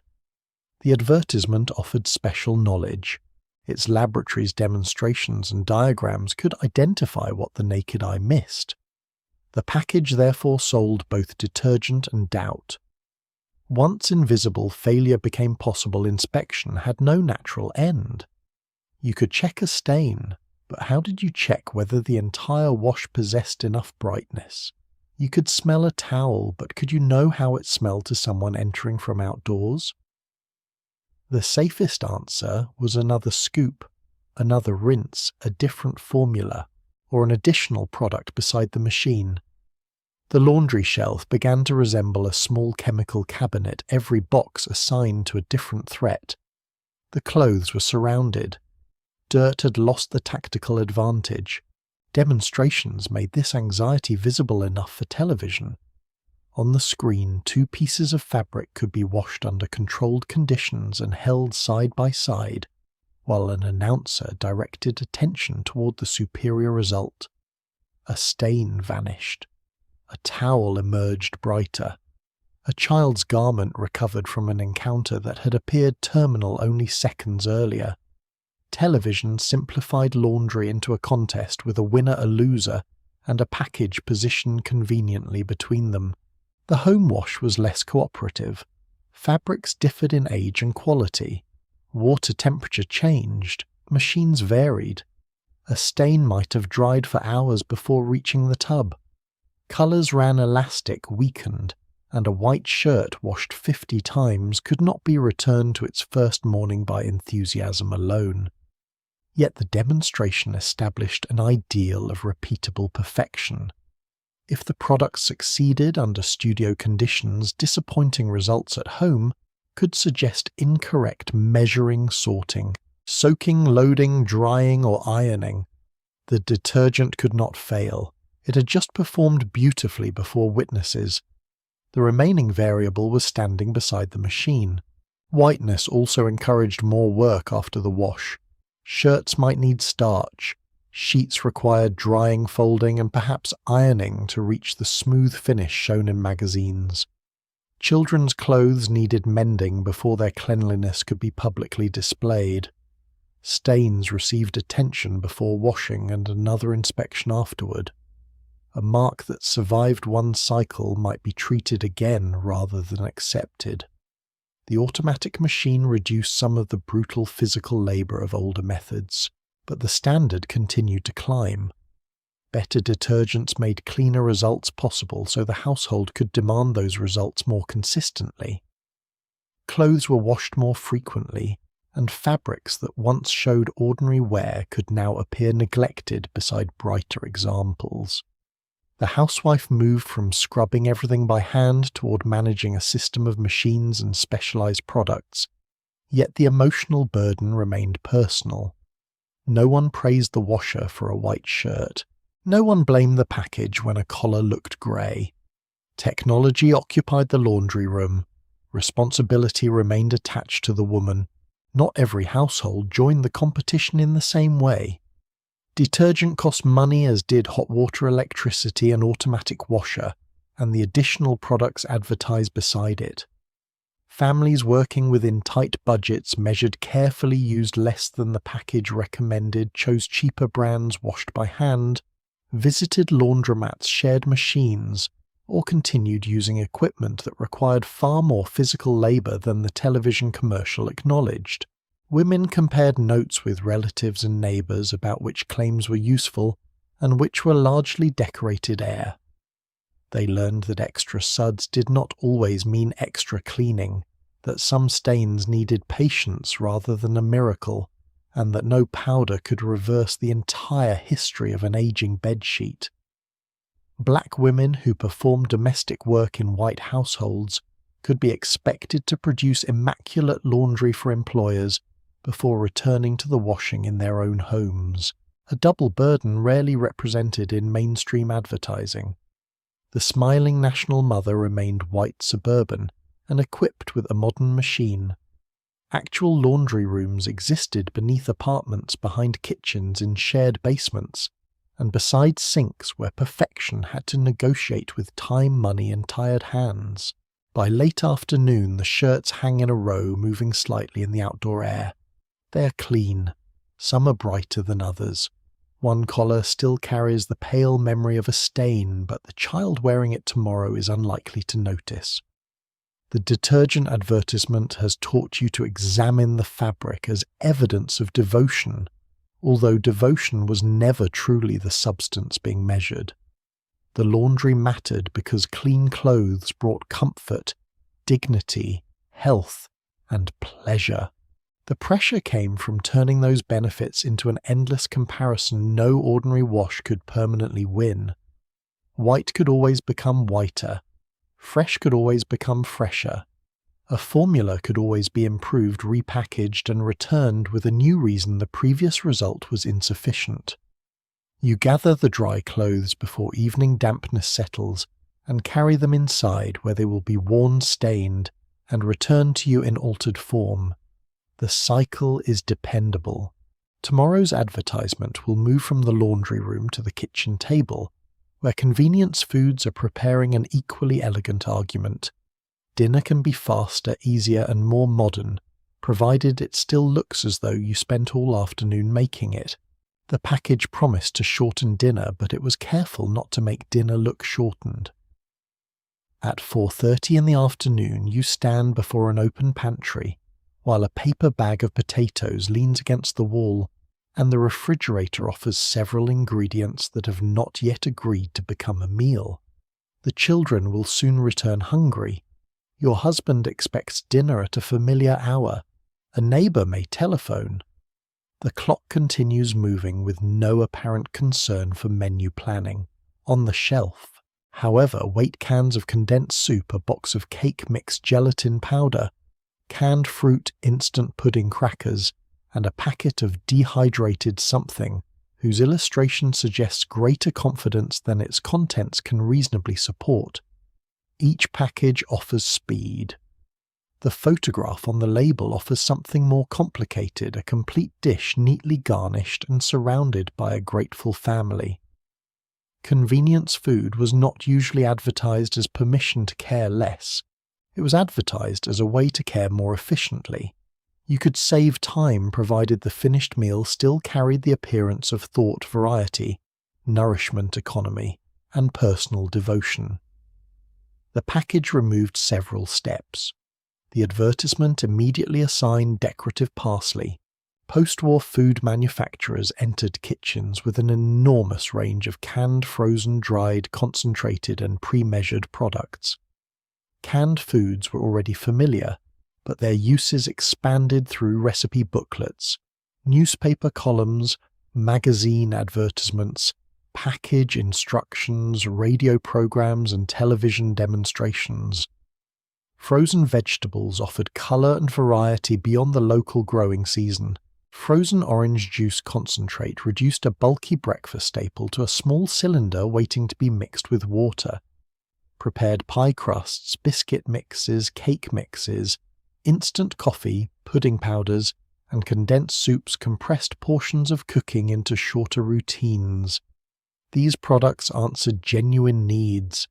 They helped women produce meals when time, skill, energy, or fresh ingredients were limited. They reduced certain forms of measuring, peeling, stirring, and spoilage. They could also make foods available to households that had never prepared them from scratch. Yet convenience required careful presentation, because domestic culture still treated cooking as evidence of feminine care. A meal that looked too easy might suggest that the woman had withheld effort from her family. Manufacturers therefore sold not merely prepared food, but prepared food accompanied by instructions for restoring the appearance of labour. The recipe printed on the package performed this restoration. A can of soup could become sauce casserole base meat topping vegetable binder, or the beginning of something described as elegant despite arriving beneath a metal lid. Gelatin could hold fruit vegetables, meat cheese, or several ingredients that might otherwise have avoided one another successfully.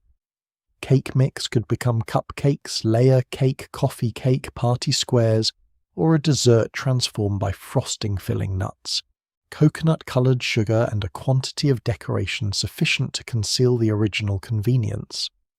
Recipe departments and test kitchens developed serving suggestions that encouraged the housewife to add one or two fresh ingredients, reshape the product, and claim a small territory of personal creation. This made commercial sense. A product used in several recipes returned to the shopping list more often. It also eased the emotional problem of serving something directly from a package. You had not merely opened a can. You had interpreted it. You had added peas, sliced eggs, crushed crackers, and perhaps pimentos arranged with the precision of runway lights. The factory supplied the foundation. Your domestic reputation supplied the garnish. Betty Crocker offered one of the clearest examples of how a food company could speak with the voice of a trusted kitchen advisor. Betty was not a single real homemaker, but a carefully maintained commercial persona connected to General Mills, products recipes, radio television correspondence, and cookbooks. To many consumers, however, the name felt more personal than a corporation.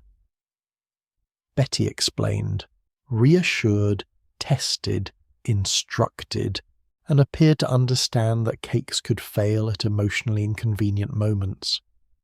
Packaged cake mixes introduced under her name simplified baking, while still asking the cook to add ingredients and perform enough visible activity to feel involved.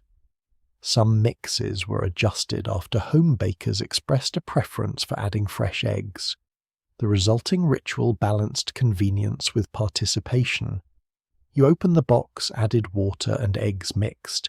The batter, chose the pans, watched the oven, cooled the layers, prepared or opened the frosting, and decorated the result. The company had completed the chemistry.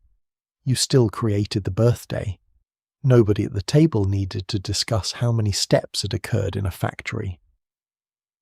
The candles were lit, the child smiled, and packaged efficiency entered the family photograph dressed as homemade affection. Dinner products faced the same requirement. A frozen meal that could be heated and served offered obvious relief on a difficult evening, but it also challenged the image of the dining table as a daily expression of maternal attention. Early television dinners embraced novelty by placing meat, vegetables, and dessert in divided trays that resembled airline service and could be eaten while watching the screen. The arrangement felt modern, individual, and entertaining. It reduced preparation and washing up, although family members could now receive identical portions of peas with nowhere for the peas to escape. For some households, such meals were occasional treats. For others, frozen food supplied practical backup when schedules collapsed. Advertising celebrated the time saved but often redirected that time towards another respectable activity, helping children entertaining guests, maintaining appearance, or enjoying a peaceful evening with the family. Leisure had to be justified by usefulness or togetherness. A woman was not simply invited to avoid cooking because she was tired. She was invited to choose modern efficiency so she could devote herself to everyone in a different location. The packaged food aisle also helped transform uncertainty into brand loyalty. A home-cooked dish could vary with the cook, the stove, the ingredients, and the general mood of the afternoon. A branded mix promised consistency. The cake should rise, the pudding should set, the soup should taste familiar. The frozen peas should remain recognizably peas. This reliability mattered especially when guests were coming or money was too limited to risk failure. The label offered a form of insurance. Yet once a brand became associated with successful family moments changing, it could feel strangely disloyal.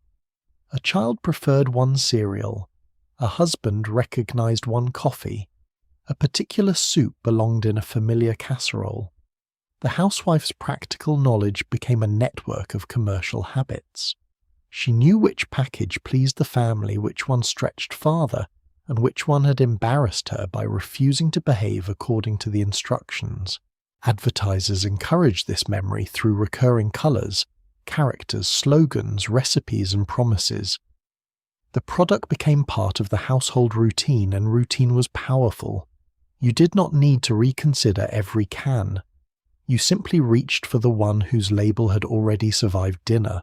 Nutrition language strengthened the appeal. Packages announced vitamins, minerals, enrichment, energy, and ingredients presented as helpful to growing children or hard-working adults. Mothers were already expected to protect family health, so nutritional claims could transform a purchase into responsible planning. A cereal was not merely easy to pour, it contributed to breakfast. A canned vegetable was not merely stored conveniently, it helped complete the plate.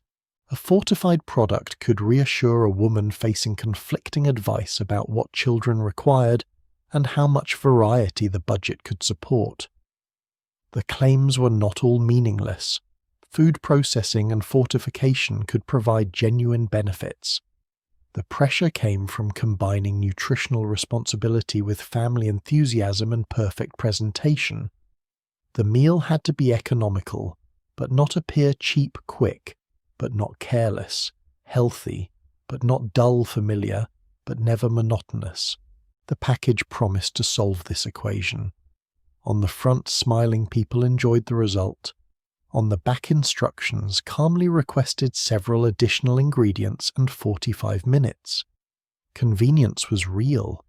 It was simply expected to arrive wearing an apron. Not every woman greeted the new foods with equal enthusiasm. Some preferred familiar recipes, distrusted unfamiliar ingredients, disliked the taste, or considered the packages wasteful. Others welcomed anything that reduced time near a hot stove. Working women could depend on prepared ingredients while still being judged by standards created around the full-time homemaker. Families with tight budgets compared packaged convenience against basic foods that required more labor but cost less. Regional traditions, immigrant cooking, religious practices, and black culinary traditions did not disappear merely because national brands printed recipes for the assumed American family. Women adapted products to existing tastes, rejected the suggested dish, added more seasoning, substituted ingredients, and quietly rescued recipes developed by people who appeared never to have met flavor in person. Convenience foods did not simply replace older cooking, they entered negotiation with it. A can of soup joined a family recipe. Frozen vegetables appeared beside cornbread. Cake mix received a grandmother's frosting. The package offered instructions for happiness. The woman in the kitchen reserved the right to revise them. At 6 o'clock, the finished meal reaches the table. The casserole contains 2 packaged products and several fresh ingredients, although no one asks for an inventory. The cake began in a box but carries your frosting and the marks of a knife that refused to produce equal slices. The children eat selectively. Your husband compliments the dinner perhaps without understanding which portion required 20 minutes and which required the accumulated planning of the entire afternoon. The products have helped. They saved effort, provided predictability, and allowed you to create more food than the available time might otherwise have permitted. But advertising has made an additional demand. The convenience must remain invisible beneath presentation. The family may enjoy the modern product while the housewife preserves the older image of personal care. The factory performs part of the labor. She receives both the credit and the blame. After dinner, the packages return to the pantry and the television warms in the living room. Soon food advertising will no longer need to wait silently on a shelf or magazine page. It will speak, sing, demonstrate, and interrupt the family evening from inside the most captivating object in the house. The television commercial did not wait for you to find it. It arrived in the living room, interrupted the entertainment, and began speaking before anyone could fold the magazine shut. At 8 o'clock, the family gathers around a wooden television cabinet with a rounded glass screen, rabbit ear antenna, and picture that occasionally rolls upward as though attempting to leave the program. The curtains are closed, the lamps are low, dinner dishes remain in the kitchen, but the room has entered its evening ritual. A comedian delivers a joke, an orchestra reaches the end of a song, and then the same glowing screen presents a box of detergent, a jar of coffee, a refrigerator, or a cake mix with all the authority of the evening star. The product moves, it sparkles, it produces foam, it solves a stain before your eyes. A cheerful voice explains what the magazine could only print, while music supplies the confidence and repetition supplies the memory. Advertising has crossed an important threshold. It no longer sits silently on the breakfast table waiting to be noticed. It performs inside the household, surrounded by the family members whose approval the housewife has been encouraged to earn. During much of early commercial television, the connection between entertainment and sponsorship was unusually visible. Entire programs could be associated with a single corporation, sometimes carrying the sponsor's name in the title. Viewers did not simply watch a dramatic anthology, comedy hour, musical program, or variety show and then encounter unrelated advertising. The sponsor helped finance the program and often stood close enough to the entertainment that the two could appear to belong to one polished package. Advertising agencies were deeply involved in production, and companies cared about the atmosphere surrounding their names. A bright household product preferred bright surroundings. A reassuring appliance manufacturer did not necessarily want its commercial emerging from a story that left the audience angry, offended, or questioning the basic wisdom of modern consumer life. The sponsor's presence could therefore extend beyond the commercial itself. Entertainment attracted the viewers, but the advertiser helped define the room into which they were invited. The arrangement was expensive and complicated, yet it offered something magazines could not: a repeated appointment with a large audience sitting still in its own home. The commercial message arrived after the family had already made itself comfortable. For the housewife, television created a different kind of persuasion, because the product could now be demonstrated in time. A print advertisement showed the clean shirt. Television showed the stain disappearing. A magazine displayed the finished cake. Television allowed batter to be mixed, poured, baked through the miracle of editing, and presented beneath studio lights before your own coffee had cooled. A cleanser moved across a dirty surface, leaving a bright path behind it. A refrigerator door opened to reveal shelves, compartments, frozen, foods, bottles, and vegetables arranged with military clarity. The announcer could point, compare, repeat and direct your attention toward the exact difference the manufacturer wanted you to see. Even when the demonstration was carefully staged, the motion gave it the feeling of evidence. You had witnessed the product perform. It had completed the task on camera efficiently and without muttering. If the same product behaved less impressively in your kitchen, the problem might appear to lie with the water, the fabric, the stove, the instructions, or the operator. Television gave the product a successful public record before it entered the home. Sound made the lesson harder to forget.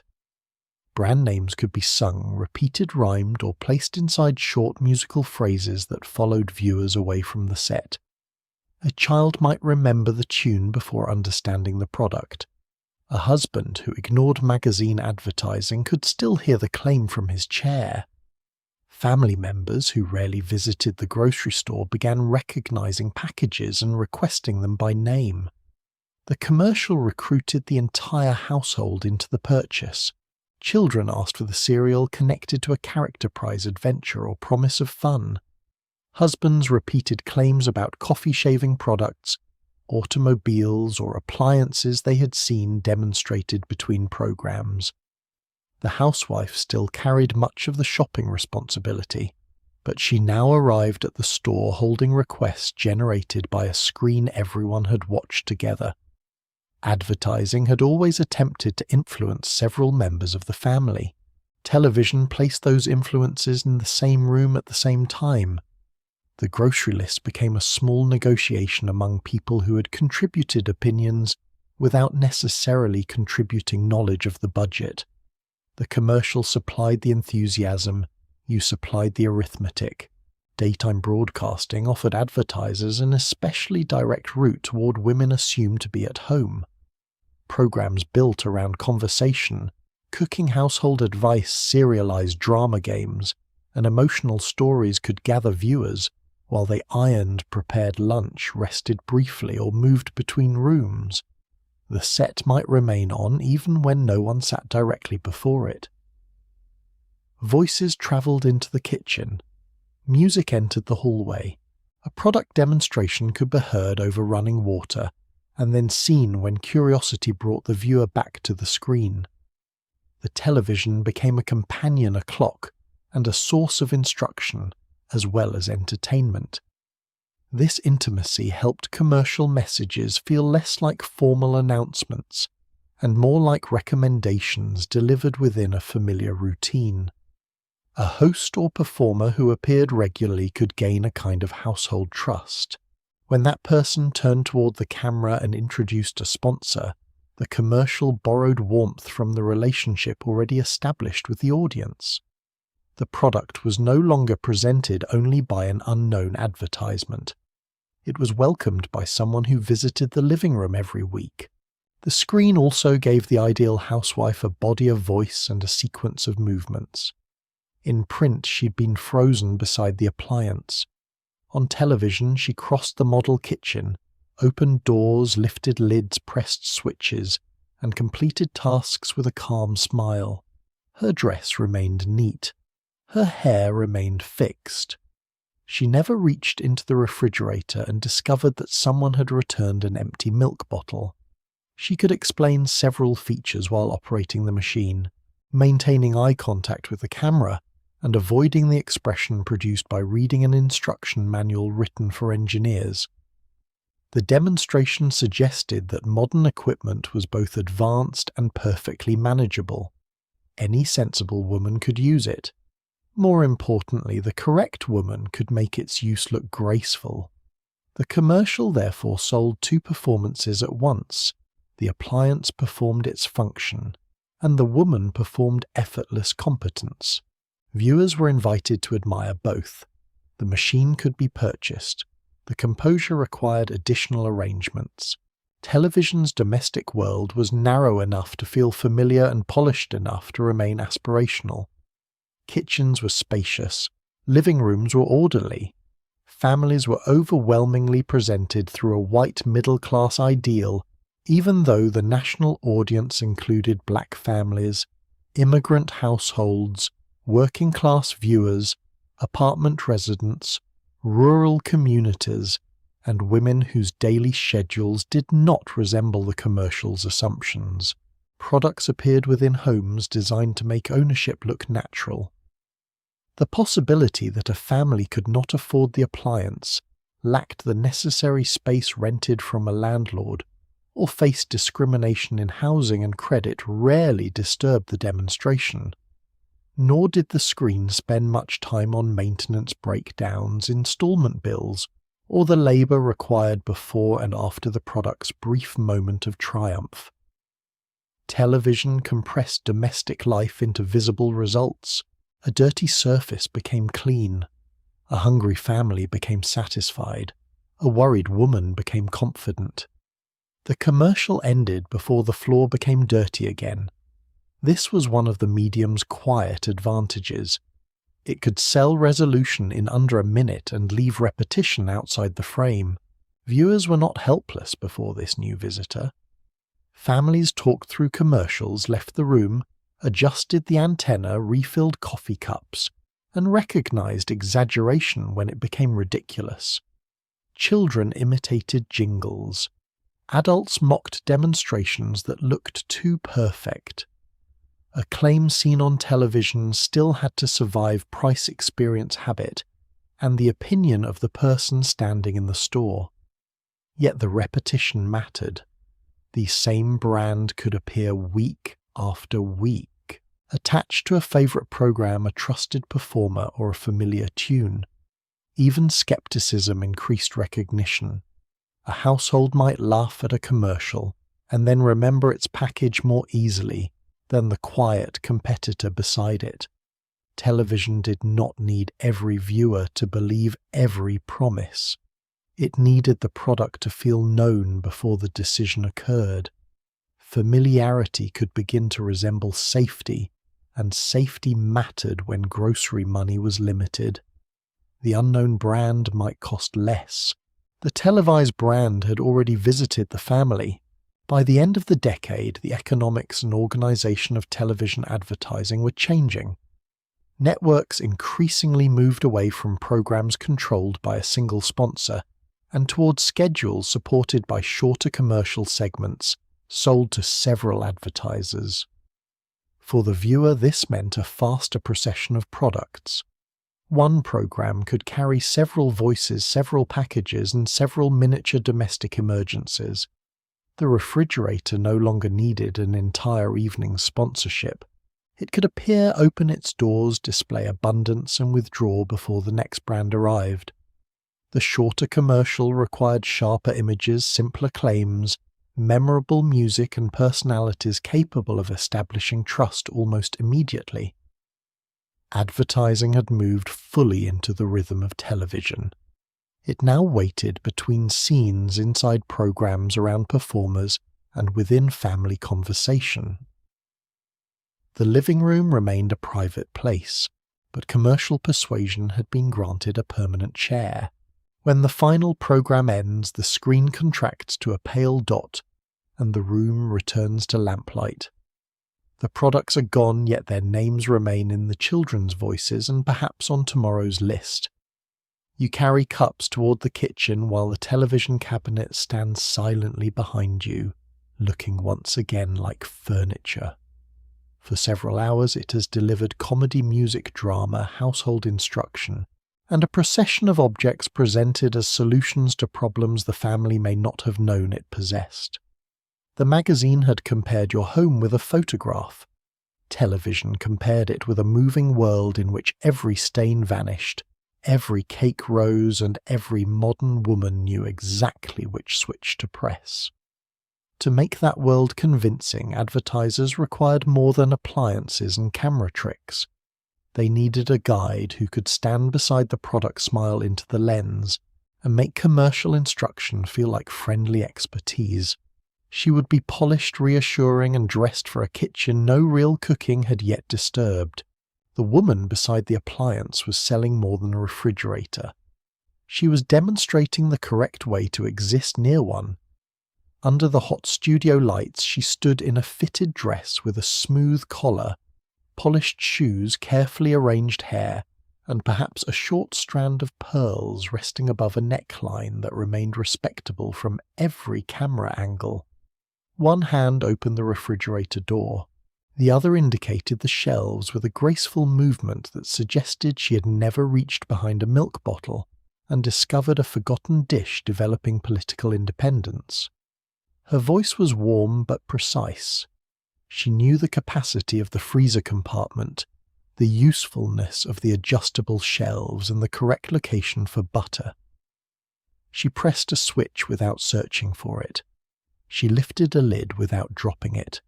No drawer stuck. No cord tangled around her ankle.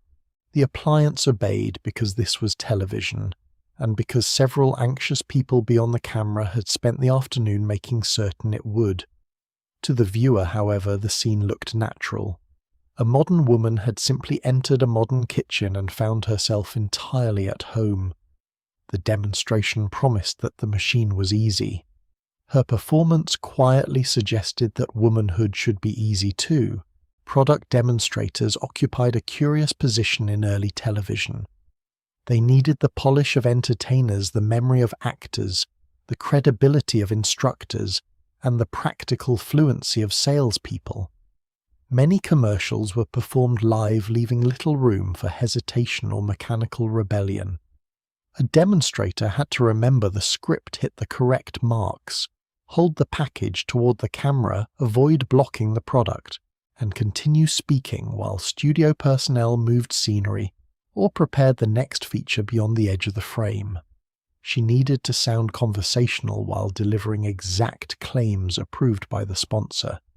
She had to appear enthusiastic without seeming desperate to sell knowledgeable, without becoming threateningly technical and domestic, without looking tired by anything associated with domestic labor.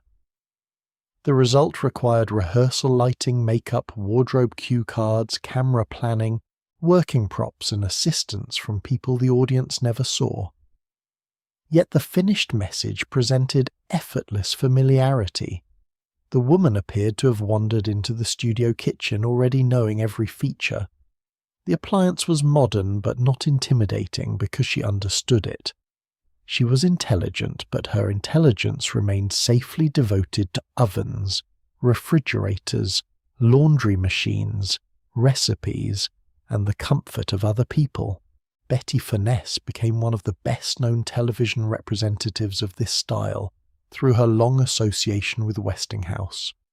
An actress before becoming closely identified with appliance advertising, she demonstrated refrigerators ranges, washing machines, dryers, and other electrical products before large television audiences.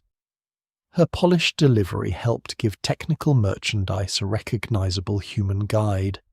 She could stand beside a machine filled with switches, shelves, timers, and new features and translate it into the language of daily life.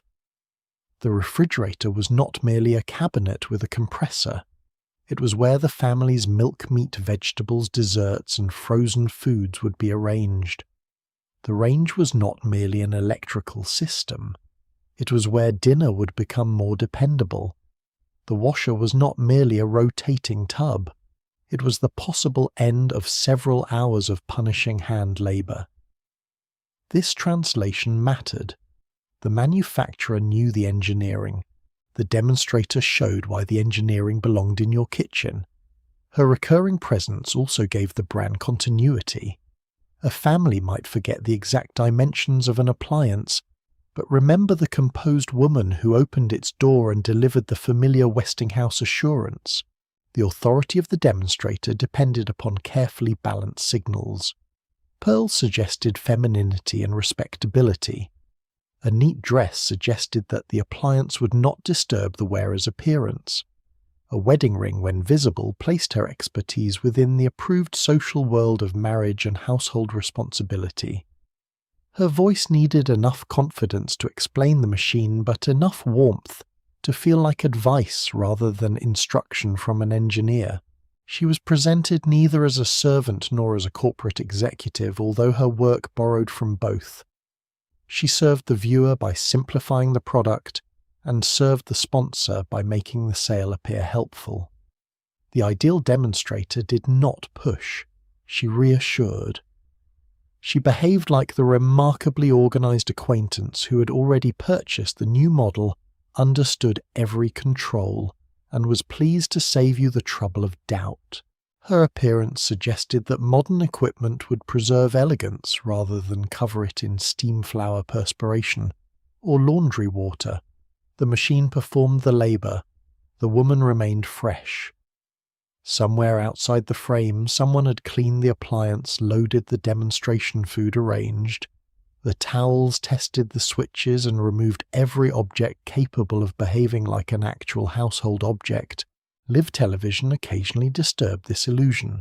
Appliance doors could stick. Food could refuse to cooperate. A switch might fail. A pan might spill, or a demonstration planned to last 60 seconds might suddenly require diplomatic relations with the refrigerator. These moments revealed how much control the effortless performance demanded. The demonstrator could not sigh, blame the equipment, or ask the audience to consult the manual. She had to continue with the same calm expression used when everything worked. The possibility of failure made rehearsal essential, but it also made composure part of the product. A woman who recovered gracefully from a stubborn appliance reinforced the larger ideal that domestic problems should be managed without visible agitation. Real viewers understood stubborn machinery. They had wrestled with latches, burners, ringers, clogged hoses, blown fuses, and refrigerators that produced unfamiliar noises after the warranty expired. Watching a beautifully dressed woman maintain her smile while technology considered rebellion may have felt reassuring, amusing, or slightly suspicious. The studio kitchen promised command over modern life. Live broadcasting occasionally allowed modern life to pull on the door from the other side. Commercial food personalities performed a similar kind of authority. Betty Crocker, a corporate creation rather than one individual homemaker, was given voices, faces, signatures, recipes, broadcasts, and an identity designed to feel dependable. On radio and television, performers representing Betty could provide cooking guidance while connecting that guidance naturally to General Mills products. Adelaide Hawley was among the women who embodied Betty Crocker for broadcast audiences during this period.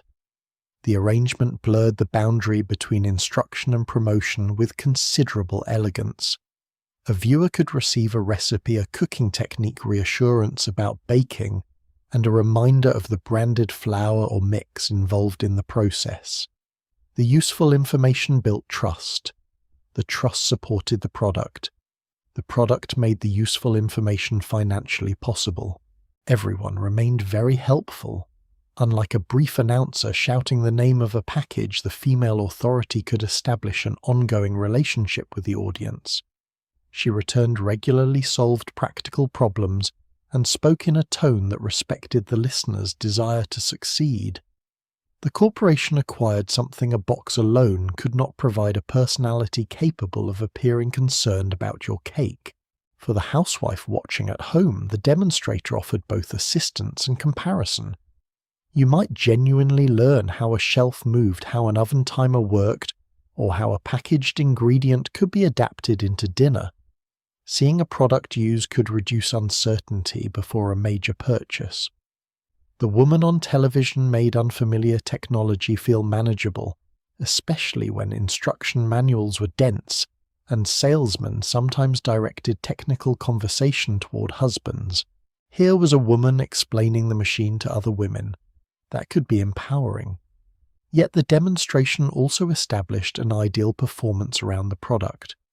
She operated the appliance without reading directions, protected her dress, maintained her posture, and completed the task within the broadcast schedule.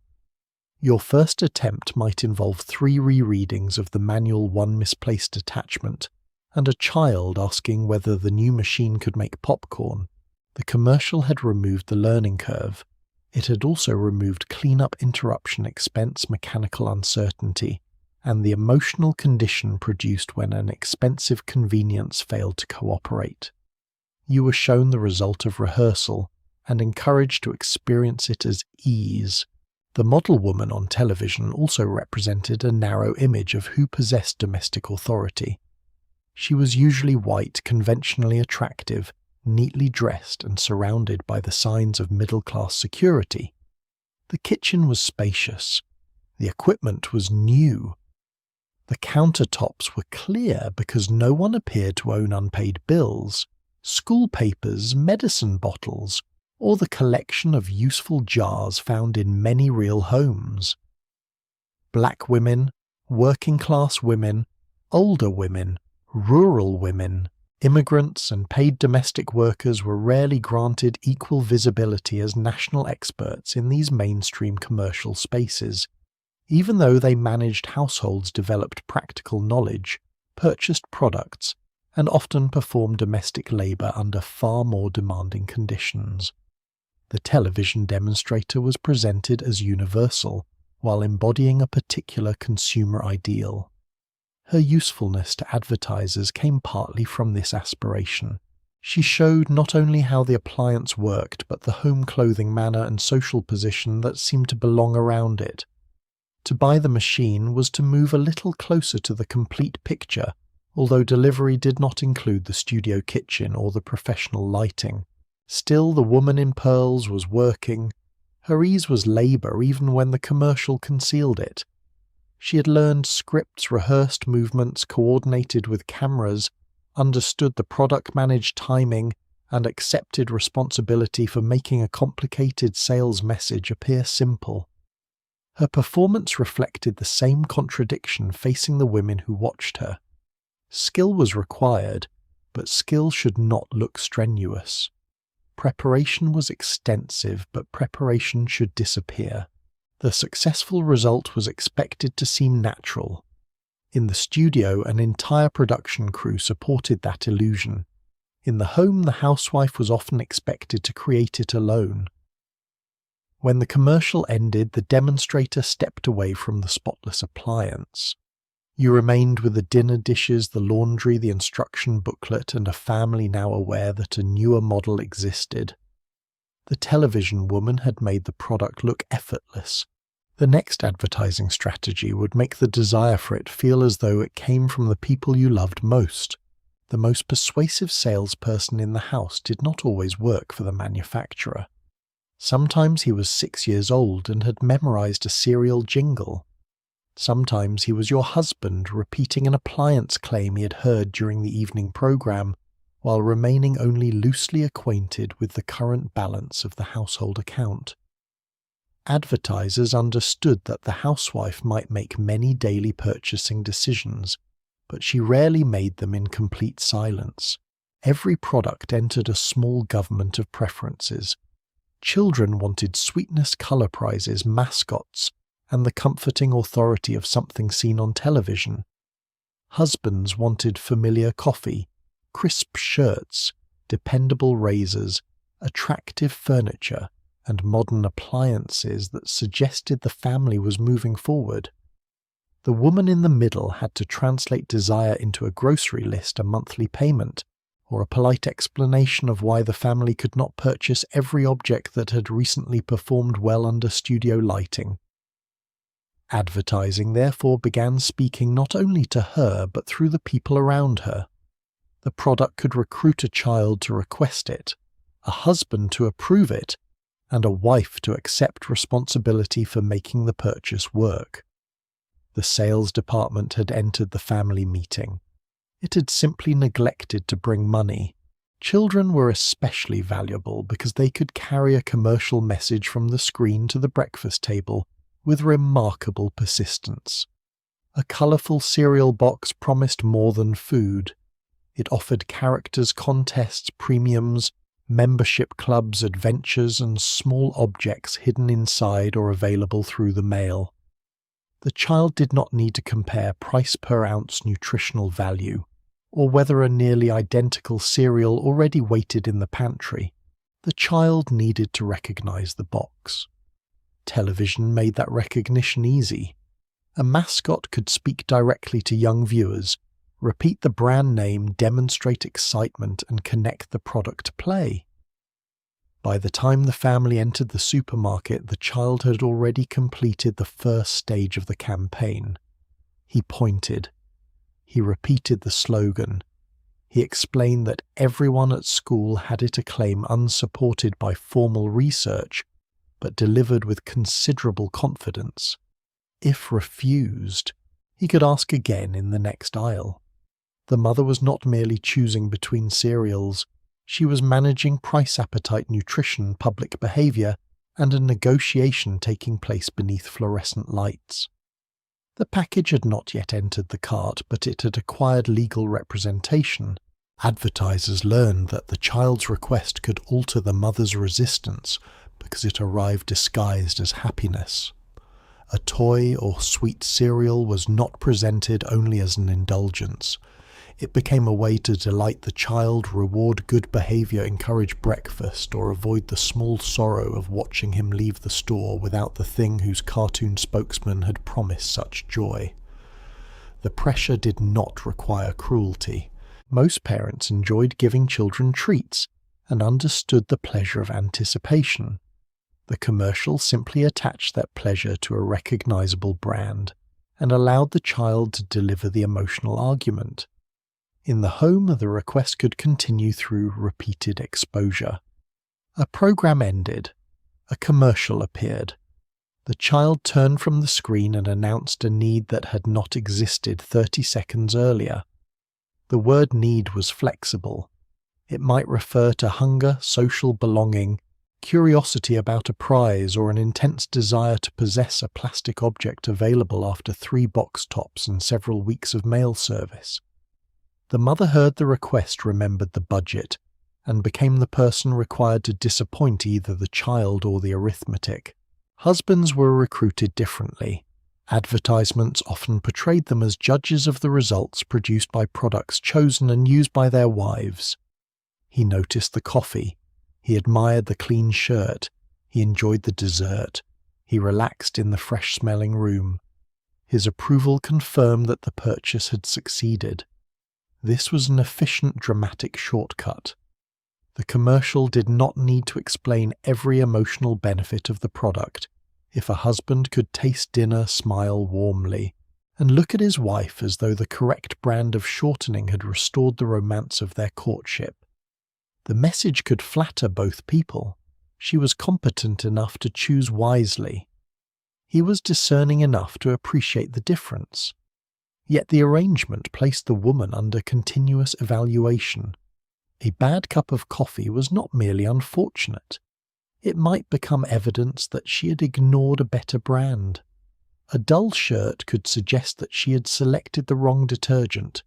The man's reaction served as the final product demonstration even when he had not purchased, prepared, measured, washed, cleaned, or read the directions. His contribution was facial.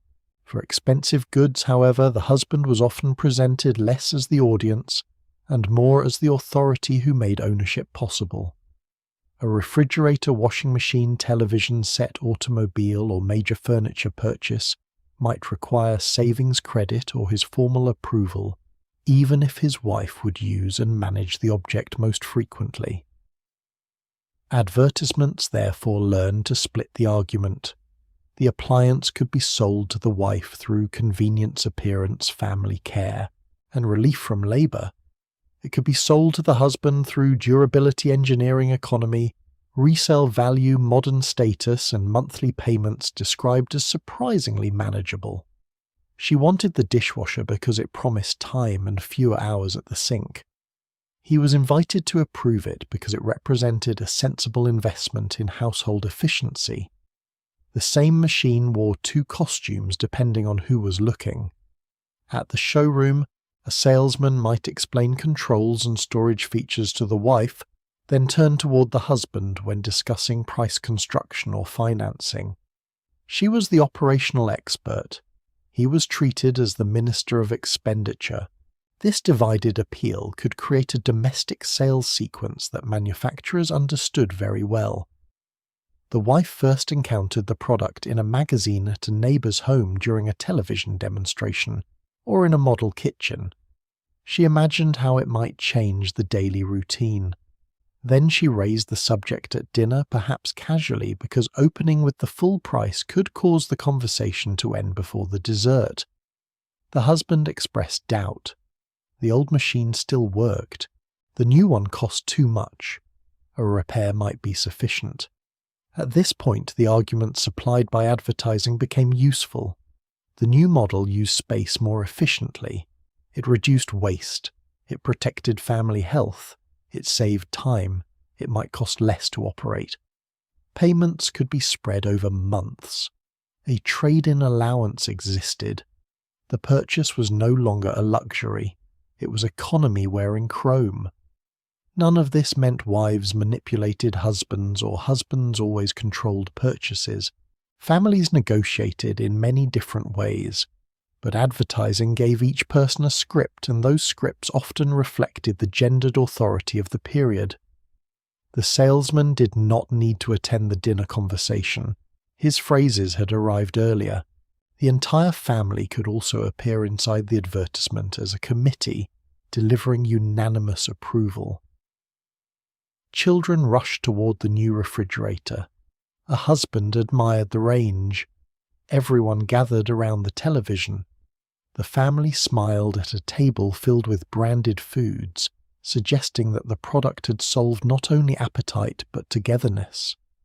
These images turned consumption into a shared emotional event. To resist the purchase could therefore feel like resisting family pleasure. A mother who declined the expensive cereal was not merely saving money. The commercial encouraged her to imagine that she was withholding excitement. A wife who postponed the new appliance might feel she was delaying progress for everyone. A husband who refused the television set could appear to be denying the household access to modern entertainment and national culture. The product placed itself between family members and then offered to unite them. It created the tension and applied for the position of peacemaker. Reality was less cooperative. Children lost interest in advertised toys. Husbands failed to detect the improved coffee. A new appliance produced an impressive first week, followed by years of ordinary use and one expensive repair. The family members who requested a product did not always help maintain it. A child demanded the cereal ate the prize-related portion of the box and abandoned the remaining contents after discovering another commercial. A husband admired the promise of the automatic dishwasher, but continued leaving plates in the sink 3 feet away from it. The product entered the home through collective desire and became part of one person's routine. Advertising celebrated the family's decision, but maintenance had a way of returning to the housewife. She removed the packaging, learned the instructions, found storage, tracked supplies, cleaned the machine, and discovered whether the promised convenience survived contact with actual relatives. The family had voted. She became the implementation department. Women were not powerless in these negotiations. They used family preference strategically too. A husband's admiration for a modern appliance could support a purchase she already wanted. Children's enthusiasm could help justify a product that saved preparation time. A woman could repeat the manufacturer's language about economy or health because it translated her own needs into terms the family respected. She might genuinely desire the washing machine freezer mixer or packaged food not because advertising had hypnotized her, but because she understood exactly which part of the day it could improve. The commercial supplied arguments for a benefit she had already calculated through experience. Consumer persuasion was rarely a simple command passing from advertiser to obedient buyer. It moved through desire, resistance, compromise, memory, price, affection, and practical knowledge. The family could ignore one message, mock another, and embrace a third. But even rejection kept the brand inside conversation, which was more attention than most household objects had previously received. By Saturday morning, everyone's requests have followed you into the supermarket. The child remembers the cereal. Your husband has mentioned the coffee his colleague recommends. A magazine recipe requires a particular soup. The television woman prefers another's detergent. You hold the list, the coupons, and the budget while several invisible advisors accompany the cart. The family members believe they are expressing personal preferences, and they are. Advertising has simply helped organize those preferences around packages designed to be recognized. This is the final elegance of the strategy. The housewife remains the shopper, but she shops beneath the accumulated desires of people the advertiser has already reached. The sale begins in the living room, travels through family conversation, and concludes beneath fluorescent lights when a hand moves from the cart toward the shelf. There, among dozens of nearly similar boxes, bottles and cans, the next persuasion system is already waiting. The package has colour-shaped lettering familiarity, and exactly a few seconds to make the decision feel as though it was yours alone. The supermarket shelf looked passive, but it had already made several decisions before you arrived. On Saturday morning, you push a metal cart beneath rows of fluorescent lights, while the wheels produce a small irregular rattle that follows you past canned vegetables, breakfast, cereals, soaps, crackers, coffee, and enough varieties of cake mix to suggest that the nation had entered a prolonged baking emergency. The shelves appear to offer freedom. No clerk stands between you and the merchandise. You may pick up a package, compare it with another, read the label, place it in the cart, or return it without explaining yourself. Self-service shopping gives you control that older counter-service stores did not always provide. Yet every box has been designed to interrupt your attention. Colours compete. Brand names repeat. Familiar characters smile. Packages rise in vertical blocks, creating walls of red, yellow, blue, and white that can be recognized from several feet away. The product at eye level feels easier to notice. The larger package looks economical. The smaller one appears manageable. The shelf does not speak, but it has been arranged by people who understand that you are tired, hurried, watching the children, remembering the list and making dozens of small decisions before lunch. Choice is real. So is choreography. Packaging had once served the practical purpose of containing, protecting, measuring, and transporting goods. In the modern supermarket, it also had to perform the work once done by the shopkeeper. A clerk could recommend a product, explain its quality, weigh it, wrap it, and place it in your hand. A box on a self-service shelf had no clerk. It needed to identify itself, create trust, explain its usefulness, distinguish itself from its neighbours, and persuade you before your cart moved on. The package therefore became a silent salesman with remarkable stamina. It never took a lunch break. It never forgot the slogan. It stood beneath electric lights for hours, presenting the same cheerful face to every shopper. Lettering had to be readable from a distance. Colours had to belong to the brand strongly enough that a woman could recognize the package while guiding a child away from a display of candy. Illustrations showed bowls, filled cakes, frosted towels brightened, and kitchens restored to calm. A transparent window might reveal the product itself, while an opaque box allowed the picture to present a more disciplined version. The crackers inside could be broken. The crackers outside remained socially composed. Recognition mattered because a familiar package reduced the risk of choosing. The housewife shopping for an entire family could not conduct an independent investigation into every can, bottle, and box. She relied upon experience. This detergent had removed the stains. That coffee had pleased her husband. The children ate one cereal and abandoned another. A certain canned soup behaved predictably in a familiar recipe. A trusted brand offered consistency in a system where one disappointing purchase could waste money, food, and time. Manufacturers understood the value of this habit and protected it through repeated logos, colours, shapes, slogans, characters, and advertising. The package seen on television appeared again in the magazine then on the shelf. By the time you reached for it, the object already felt known. Familiarity could begin to resemble quality even before the lid was opened. This did not mean brand loyalty was foolish. A reliable product genuinely earned repeat purchases. But advertising strengthened the bond by placing memory around the experience. You were not only buying coffee, you were buying the name heard during a favourite programme, the jar seen in your mother's kitchen, and the flavour the family had agreed not to complain about. Domestic peace was occasionally available in branded form. A successful package also made promises about the woman who chose it. A plain label might emphasize value and economy. A refined package could suggest taste. A brightly illustrated box promised pleasure for children. Scientific lettering, laboratory diagrams, or official-looking seals suggested modern effectiveness. Soft colors and delicate type could make a personal care product feel gentle and feminine. Heavy lines and bold claims gave cleaning products the confidence of industrial equipment. The buyer was invited to recognize herself or the self she wished to become in the design. An economical woman selected wisely. A modern woman tried the improved formula. A caring mother chose the fortified cereal. A capable hostess kept the elegant crackers available.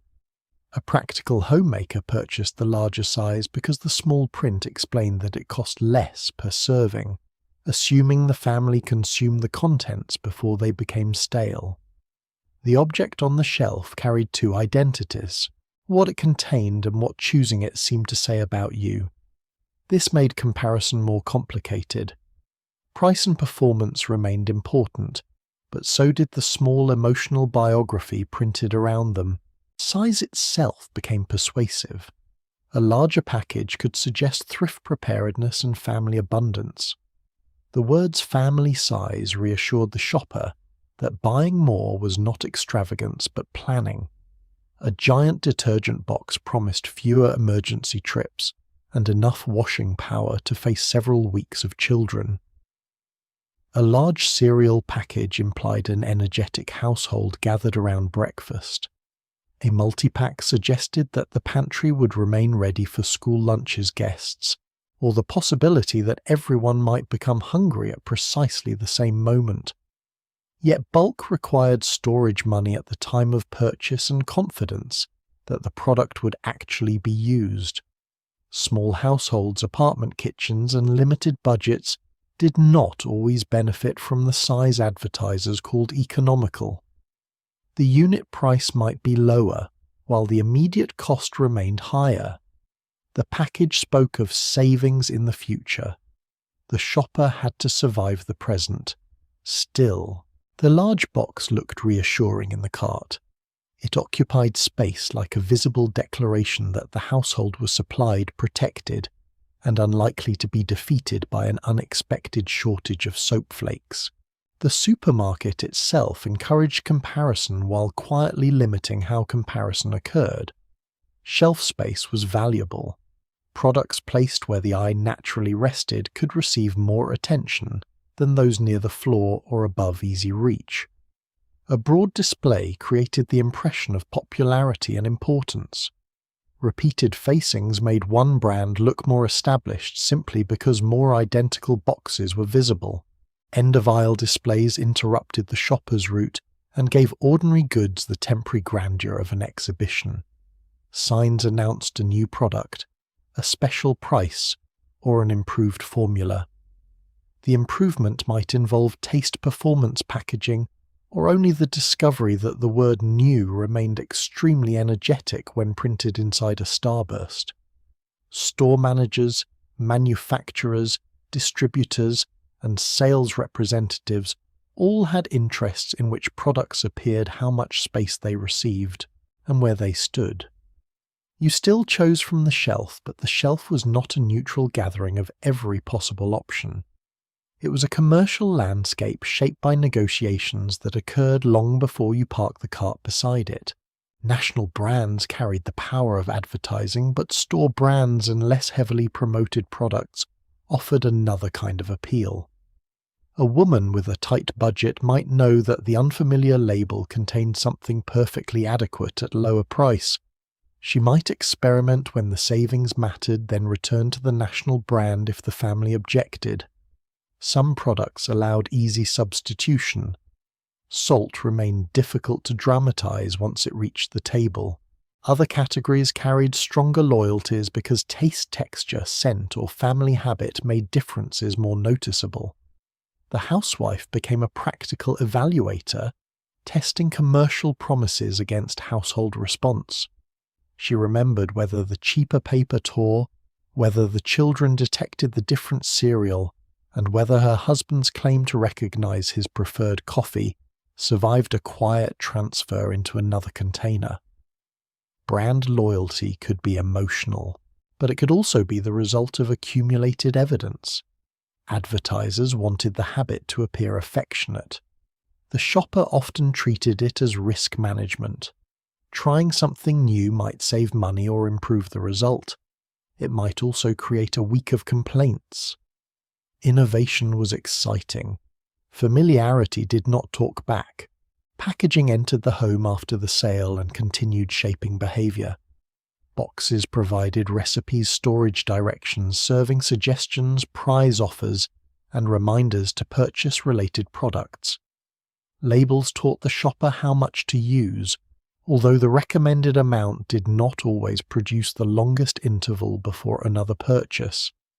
Containers were reused for leftovers, buttons, nails, grease sewing supplies, and substances no manufacturer had intended to place beside food. Glass jars became drinking glasses or storage. Tin boxes survived in cupboards for years after their original contents had disappeared. Housewives did not always accept packaging according to corporate instructions. They adapted it, saved it, cut out recipes, removed labels, and converted branded objects into household tools. The package wanted to remain a salesman. The woman sometimes promoted it to storage management. Yet even after being reused, the brand remained visible in the kitchen, repeating its name long after the original product had been consumed. A coffee jar filled with beans still advertised coffee.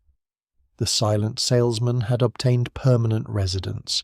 By the time you reach the checkout, the cart contains items from the list, items requested by the family, items chosen through habit, and perhaps one package that was not part of the plan until its display suggested an opportunity.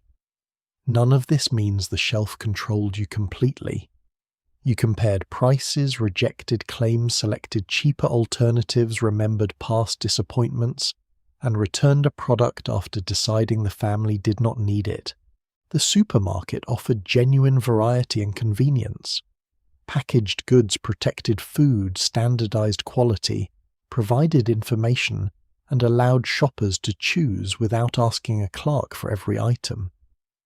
But the freedom operated inside an environment designed to guide attention. The package had been colored, named, shaped, photographed, positioned, and repeated before you encountered it. Your hand completed the purchase, although many other hands had prepared the moment. At the register, cans knock gently against one another as the total rises. The products have won space in the cart.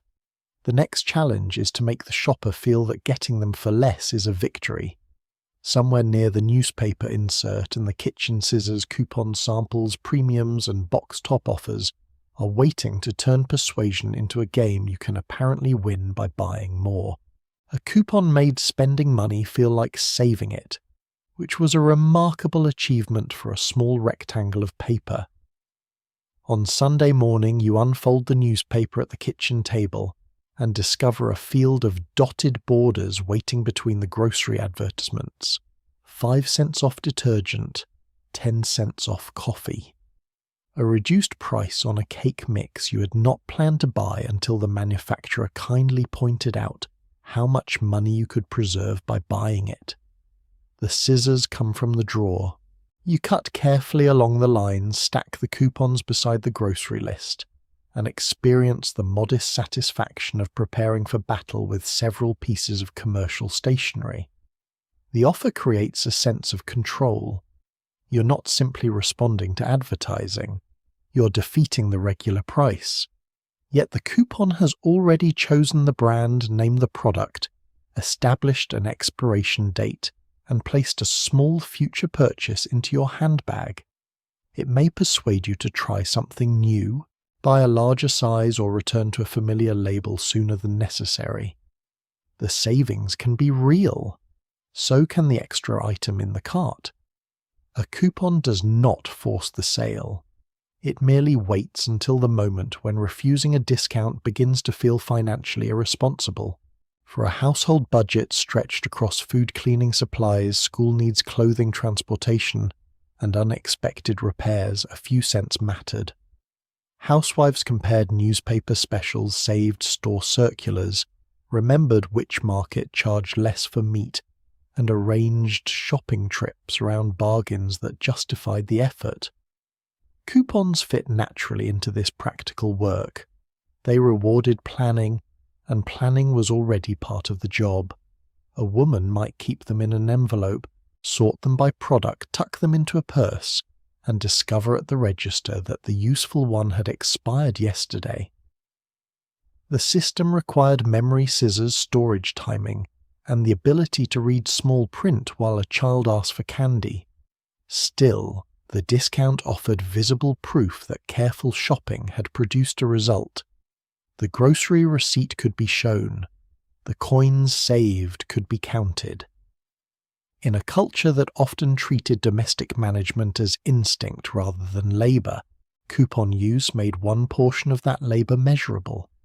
You had found the offer, carried it to the store, selected the correct size, and reduced the total. The manufacturer received a trial purchase. You received the pleasure of having outmaneuvered the manufacturer according to rules the manufacturer had written. Free samples used a softer approach. They entered the household without requiring commitment, and relied upon the old rule that receiving something for nothing was generally difficult to resent. A small packet might arrive through the mail, appear inside a magazine, be handed out at a supermarket, or accompany another purchase. Detergent, shampoo, coffee, cereal, soup, cosmetics, and cleaning products could all be offered in quantities just large enough to create an experience. The sample allowed a woman to test the scent, flavor, texture, or performance before spending part of the weekly budget. This reduced risk, which mattered when one disappointing product could become several days of complaints. But the sample also crossed the threshold that advertising usually had to approach from a distance. It did not merely describe the product, it placed the product inside the bathroom cabinet, pantry, or laundry area. Once opened, it acquired a smell, a feel, and a place in the routine. If it worked well, the next full-sized package no longer seemed unfamiliar. If it failed, the household had still spent an afternoon discussing it. Either way, the brand had achieved more intimacy than a printed page could manage. The demonstration sample was especially persuasive because it created a tiny household experiment. You washed one load with a new powder, prepared one pot of the new coffee, or spread one unfamiliar shortening through a recipe. The result became evidence gathered in your own home. No smiling actress was required. Your husband drank the coffee. The children ate the cereal. The towel dried. The floor shone or did not. Practical judgment remained yours, but the manufacturer had chosen the trial conditions by deciding what to provide and how much. Instructions encouraged the most flattering use. The sample might be paired with a coupon so satisfaction could move immediately toward purchase. First, the company gave you something. Then it offered to help you spend money on more of it. The sequence felt generous because the first step cost nothing. It also activated a familiar social instinct. Gifts created goodwill. A corporation could not become your neighbor, but it could place a small envelope in the mail and behave with the bright persistence of one. Premiums added another layer by promising an object beyond the product itself. Box tops, labels, seals, wrappers, and proofs of purchase could be saved and mailed away for dishes, towels, toys, utensils, decorative items, recipe booklets, or membership materials. Sometimes coins had to be enclosed. Sometimes several packages had to be purchased before the offer could be claimed. The product became a path toward a reward, and the kitchen drawer became a temporary archive of branded paper. Children were powerful assistants in this system.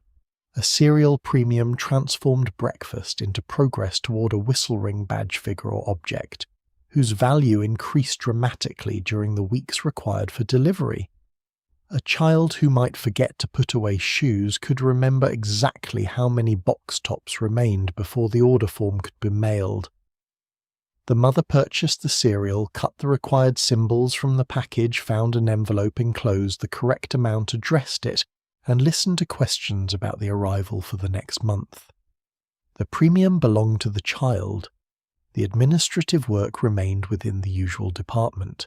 For adults, premiums could make routine purchasing feel cumulative. A household buying the same flour, soap, coffee, or shortening might collect matching pieces over time. One package alone was ordinary.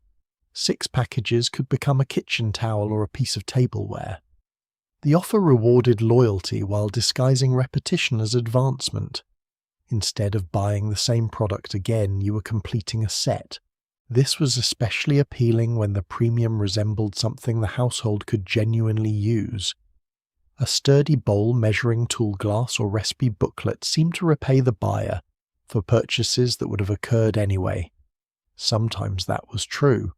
At other times, the reward encouraged the shopper to remain with a more expensive brand purchase sooner, or buy additional packages before the offer ended. The final premium could cost surprisingly little to manufacture, and surprisingly much in accumulated grocery spending. But no one displayed the collection beside a calculation of its true price. The object sat in the cupboard looking cheerful and free. Contests and sweepstakes expanded the possibility from a small reward to an extraordinary one. Entry blanks appeared near displays or inside packages, inviting shoppers to complete a slogan, name a product, submit a recipe, or imagine what a new appliance might mean to the family. The prizes could include groceries, household goods, vacations, automobiles, or the dream kitchen already waiting in magazine illustrations. These promotions made commercial participation feel creative. A housewife could invent, select words, and perhaps be recognized for understanding the product better than thousands of other consumers. Recipe contests were particularly suited to a culture that treated domestic skill as both private duty and public talent. A familiar dish altered with a branded ingredient might bring praise, publication, or a prize. The company gained recipes' attention and repeated product use. The entrant gained a reason to imagine that ordinary kitchen knowledge could produce something larger than dinner. Most entries did not win, of course. But hope was inexpensive to distribute, especially when printed on the back of a package already purchased. Store promotions brought the game into the aisle. A special display might offer tasting samples, temporary price reductions, extra merchandise, or a premium available only that week. Demonstrators stood behind small counters, preparing bites of food and explaining how easily the product could solve a meal. The shopper received a taste in the middle of an errand when hunger and fatigue were already conducting their own campaign. A warm sample could transform a box from an abstract possibility into immediate comfort. Children gathered. Adults paused. The product created a brief social event beneath fluorescent lights. Yet the demonstration also introduced subtle pressure. After accepting the sample and listening to the explanation, walking away without purchasing could feel less neutral than ignoring a package on the shelf. The salesperson had been pleasant. The food had been free. The shopper now possessed a small obligation that existed entirely in the imagination, but could still move a hand toward the display. Politeness had joined the merchandising department. These techniques worked because persuasion was not always unpleasant. People enjoyed bargains, surprises, small gifts, contests, collecting, and the anticipation of mail arriving with something chosen rather than another bill. A premium could delight a child. A coupon could genuinely help a family afford a familiar product. A sample could prevent an expensive mistake. A contest could provide entertainment and recognition. The commercial system did not succeed only by frightening women about stains and social failure. It also learned to make buying playful. Shopping could contain achievement, suspense, thrift, and reward. The housewife was invited to feel clever rather than manipulated. She could clip, compare, collect, calculate, and win. Advertising became less like a command and more like a game whose board stretched from the newspaper to the pantry and supermarket. The rules encouraged consumption, but the moves still required intelligence. Women did not merely surrender to these promotions.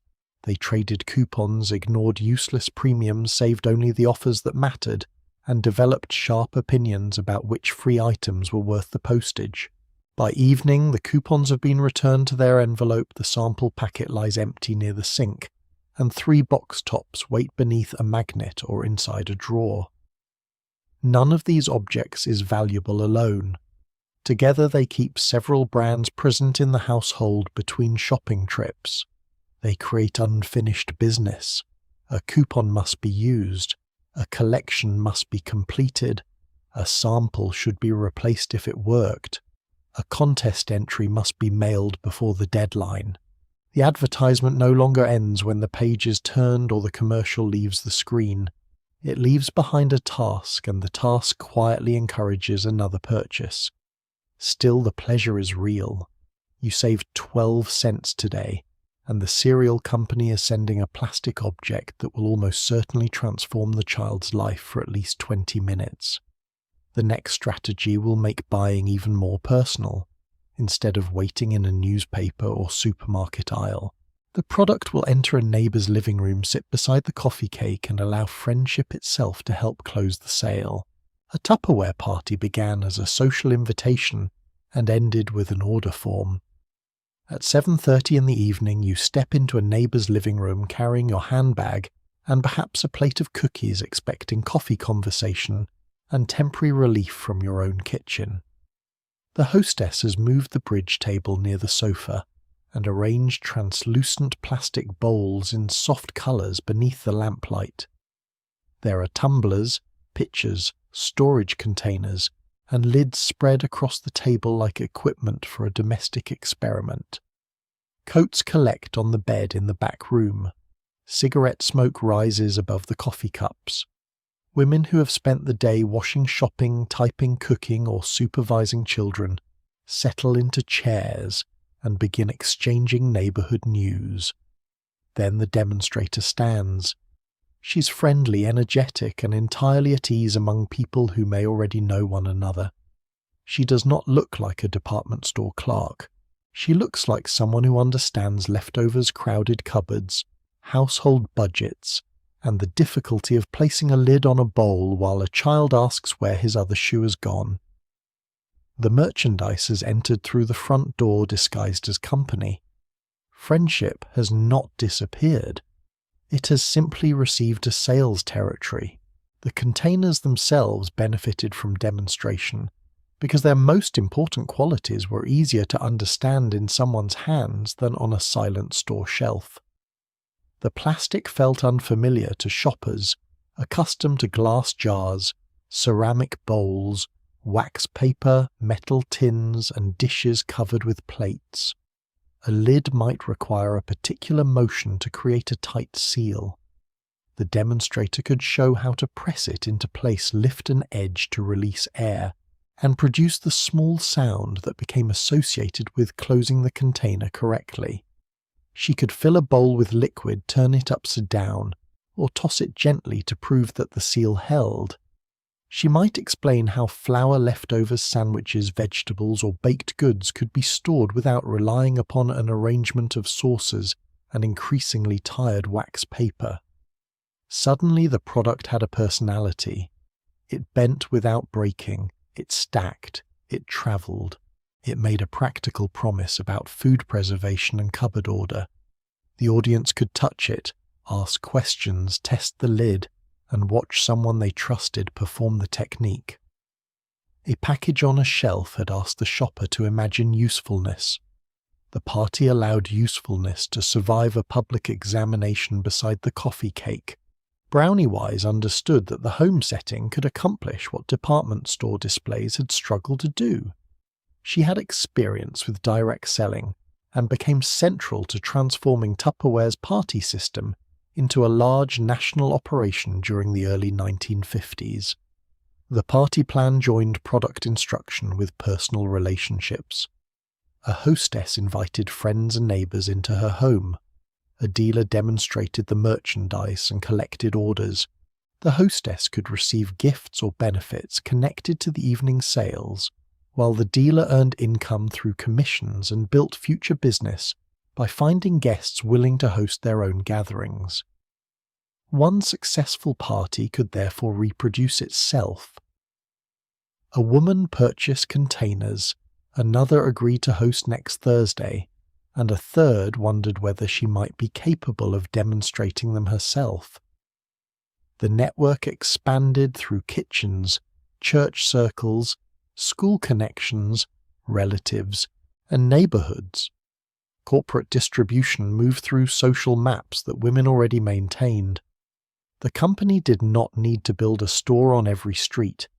It needed someone on the street who knew whom to invite and how much coffee to make. For many dealers, this was genuine economic opportunity. Conventional employment could be difficult to combine with children, household responsibilities, transportation limits, or a husband's objection to his wife holding a regular job. Direct selling offered more flexible hours and allowed a woman to present paid work as an extension of familiar domestic and social skills. She already knew how to welcome guests, explain a household method, remember birthdays, telephone acquaintances, arrange refreshments, and maintain relationships across a community. Tupperware converted those abilities into sales labour. A successful dealer could earn money, gain recognition, travel to meetings, compete for awards, and experience a professional identity beyond the private home. The contradiction was elegant. The culture often suggested that a woman's proper place was in the home. The party system responded by turning the home into a branch office. She did not have to leave domestic femininity behind to enter business. She could carry business into the living room, place it between the ashtray and the nut dish, and finish the evening with signed orders. The opportunity also came with pressure. The dealer needed hosts and the host needed guests. Each invitation carried two meanings. You were being asked to spend an evening with friends, but also to enter a setting organized around purchasing. Declining the invitation might feel antisocial. Attending without buying could feel ungenerous, especially if the hostess's reward depended upon the group's total order. The demonstrator might be a neighbour trying to earn money, not an anonymous corporation. Refusing the product, therefore, became emotionally different from walking past it in a store. You had eaten the hostess's cookies, accepted her coffee, laughed at the demonstration, and watched her admire the serving set available if sales reached a certain level. No one needed to demand that you buy. The order form rested quietly in your lap while politeness completed the presentation. Perhaps you genuinely wanted the containers. Perhaps you could use only one. Perhaps the budget had already been assigned elsewhere. The party did not eliminate choice, but it surrounded choice with faces you would see again. The performance was carefully structured to make the selling feel enjoyable. Games, demonstrations, jokes, prizes, and audience participation kept the evening from resembling a formal commercial meeting. Guests might be asked to guess capacities, test seals, or suggest uses for particular containers. The demonstrator could dramatize the problem of spilled food, stale bread, disorganized cupboards, and leftovers wrapped in unreliable materials. Plastic became the cheerful answer to small frustrations everyone recognized. The objects were light enough to pass around, colorful enough to brighten the room, and novel enough to inspire conversation. The party allowed women to compare experiences with food storage and kitchen organization, while the dealer guided that conversation toward products. This did not make the friendship false. The laughter could be real. The advice could be useful. The evening might offer welcome companionship to women whose daily work was repetitive or isolating. Commercial purpose and genuine sociability occupied the same sofa. The difficulty lay in determining where one ended and the other began. Ownership carried symbolic meaning beyond storage. A coordinated collection suggested modern organization. Instead of a refrigerator crowded with unmatched bowls, chipped dishes, waxed cartons, and jars whose labels no longer described their contents, the ideal kitchen could contain neat stacks of purpose-built containers. The lids matched. The sizes nested. Leftovers became orderly rather than accidental. A woman opening her cupboard could see not merely food storage but evidence that the household had accepted a newer system. The plastic itself spoke of post-war materials, modern manufacturing, and a future in which old domestic inconveniences would be redesigned out of existence.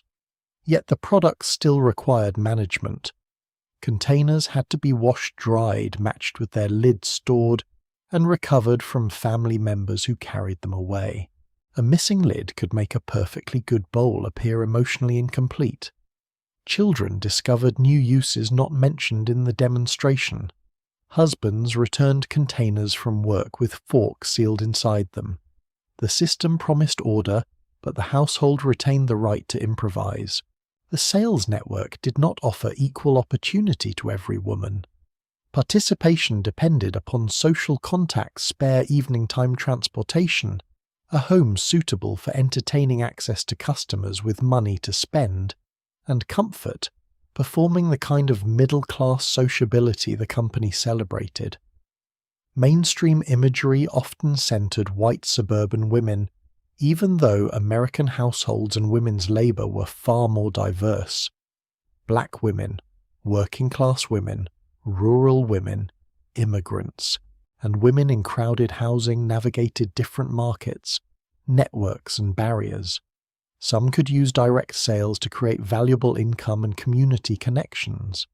Others could not easily convert friendship into purchases because their friends faced the same restricted budgets. The party plan rewarded social reach, but social reach was shaped by segregation, class geography, and access to the consumer abundance shown in national advertising. The living room appeared private and informal. The economic conditions surrounding it were not. Near the end of the evening, order forms move around the room. Someone chooses a set for flour and sugar. Someone selects a small container after calculating the cost. Another guest agrees to host the next party, attracted by the hostess gift and perhaps by the idea of gathering everyone at her house. The demonstrator totals the orders while coffee cools in patterned cups. The event has created sales, but it has also produced conversation-ambition comparison and the possibility of paid work. That complexity is why the Tupperware party became such a perfect symbol of its decade. It offered useful products and genuine opportunities while making domestic relationships part of the distribution system. Women were not merely consumers in this room. They were hosts, salespeople, organizers, customers, recruiters, and business contacts, even though the evening continued to resemble a friendly visit. You return home carrying a receipt and the memory of the demonstrator sealing a bowl with one confident motion.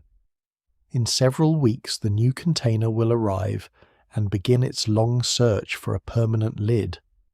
By then, manufacturers will already be preparing another reason for the household to purchase again. The products will not need to wear out. A new color shape or model can make them feel old while they're still performing exactly as promised. An appliance did not have to stop working before it became old. It merely had to stand beside a newer one. On Monday afternoon, you enter a department store appliance floor, where refrigerators line the wall beneath bright ceiling lights. Their doors polished, their handles shining, their enamel finishes glowing in colours that sound less like machinery than selections from a cosmetics counter. Turquoise, pale yellow, coral pink, copper brown. Your refrigerator at home is white square, dependable and 7 years old. It keeps the milk cold, freezes ice cubes, and produces a low evening hum that has become part of the kitchen's personality. Until this moment, you had considered it modern. Now a salesman opens the door of a newer model and reveals adjustable shelves, a larger freezer storage compartments, and a finish coordinated with the display range. The machine at home has not changed, its motor has not weakened, its shelves have not moved. Yet somewhere between the entrance and the refrigerator aisle it has aged. This is one of advertising's more elegant accomplishments, persuading a durable object to become embarrassing while it is still performing its assigned duties. Earlier household equipment had often been sold primarily through durability, reliability, capacity, and mechanical improvement. Those qualities remained important, especially for expensive goods expected to serve a family for many years. But post-war abundance encouraged manufacturers to add another language style. The refrigerator range, washing machine, mixer, and toaster could participate in fashion. Rounded corners became straighter or sleeker. Handles changed shape. Control panels moved. Chrome appeared, disappeared, or returned in a more disciplined arrangement. Colours allowed the appliance to join the kitchen decor rather than stand apart from it as a white industrial object. A coordinated room looked planned, prosperous, and current.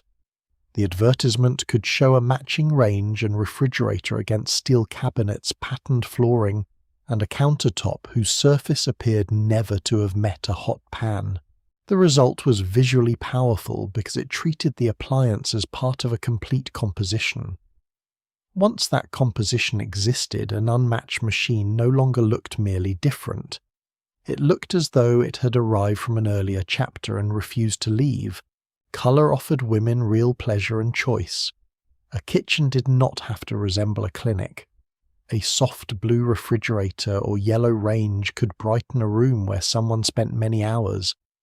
Selecting a finish allowed a buyer to express taste-coordinate curtains and dishes and transform necessary equipment into something attractive. This was not false desire created entirely by advertisers. People enjoy beauty novelty and the feeling of choosing an object that reflects them. Manufacturers simply learned how quickly personal expression could become commercial pressure. A woman who chose pink today might discover that another colour dominated tomorrow's magazine spreads. A fashionable finish could date an appliance more clearly than basic white, because it carried the memory of the moment in which it was selected. The stronger the style, the more visible its age could become. The refrigerator remained useful, but its colour began announcing when the family had purchased it. Domestic machinery had acquired something like a hemline. It was expected to last for years while appearing as though it has been chosen recently. The salesman does not say that your old refrigerator is shameful. He points instead to the convenience of the new one. The freezer is larger. The shelves can be repositioned. The door stores bottles more efficiently. The vegetable drawers preserve freshness.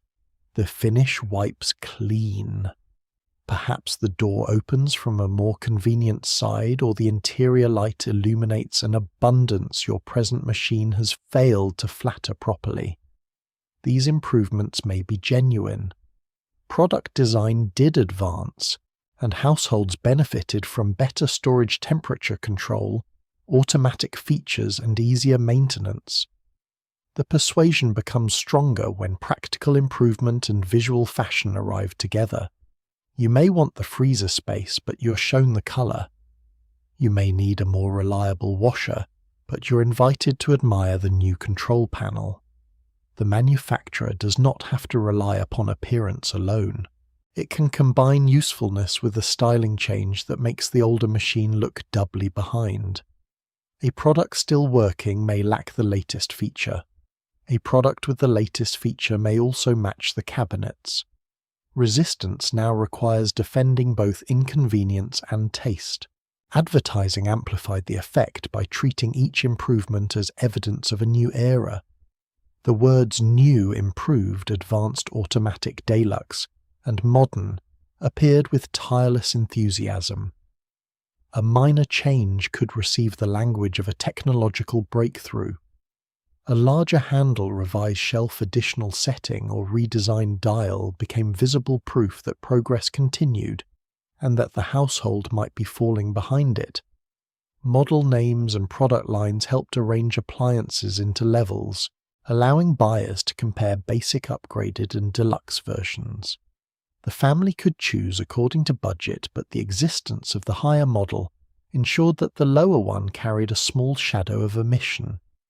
Your refrigerator might contain everything necessary, yet another model contained a compartment you had never required until seeing it labelled.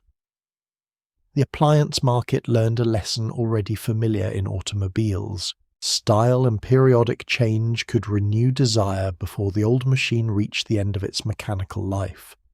Appliances did not always follow the strict annual model rhythm of cars, but they increasingly participated in the same culture of visible newness.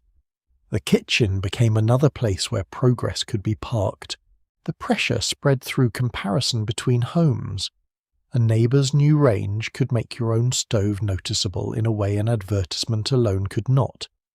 You saw the appliance operating in an actual kitchen, heard what it cost, learned how the payments were arranged, and watched the owner demonstrate the feature she now considered indispensable. Social visits became informal showrooms. A new washer, television, freezer, or refrigerator provided conversation because major household purchases were still significant events. Women exchanged useful information about reliability, repair, service capacity, and whether the salesman's promises had survived the first month. They also absorbed the visual contrast.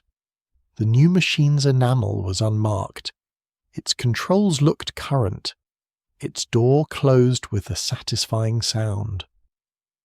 Returning home, the familiar appliance could seem tired even if it had performed flawlessly during your absence. No neighbour needed to boast. The object did the comparing. It stood in the kitchen with the bright composure of something delivered last Tuesday. Manufacturers and retailers encouraged this cycle through trade-in offers, seasonal promotions, showroom displays, and advertisements that placed the old and new side by side.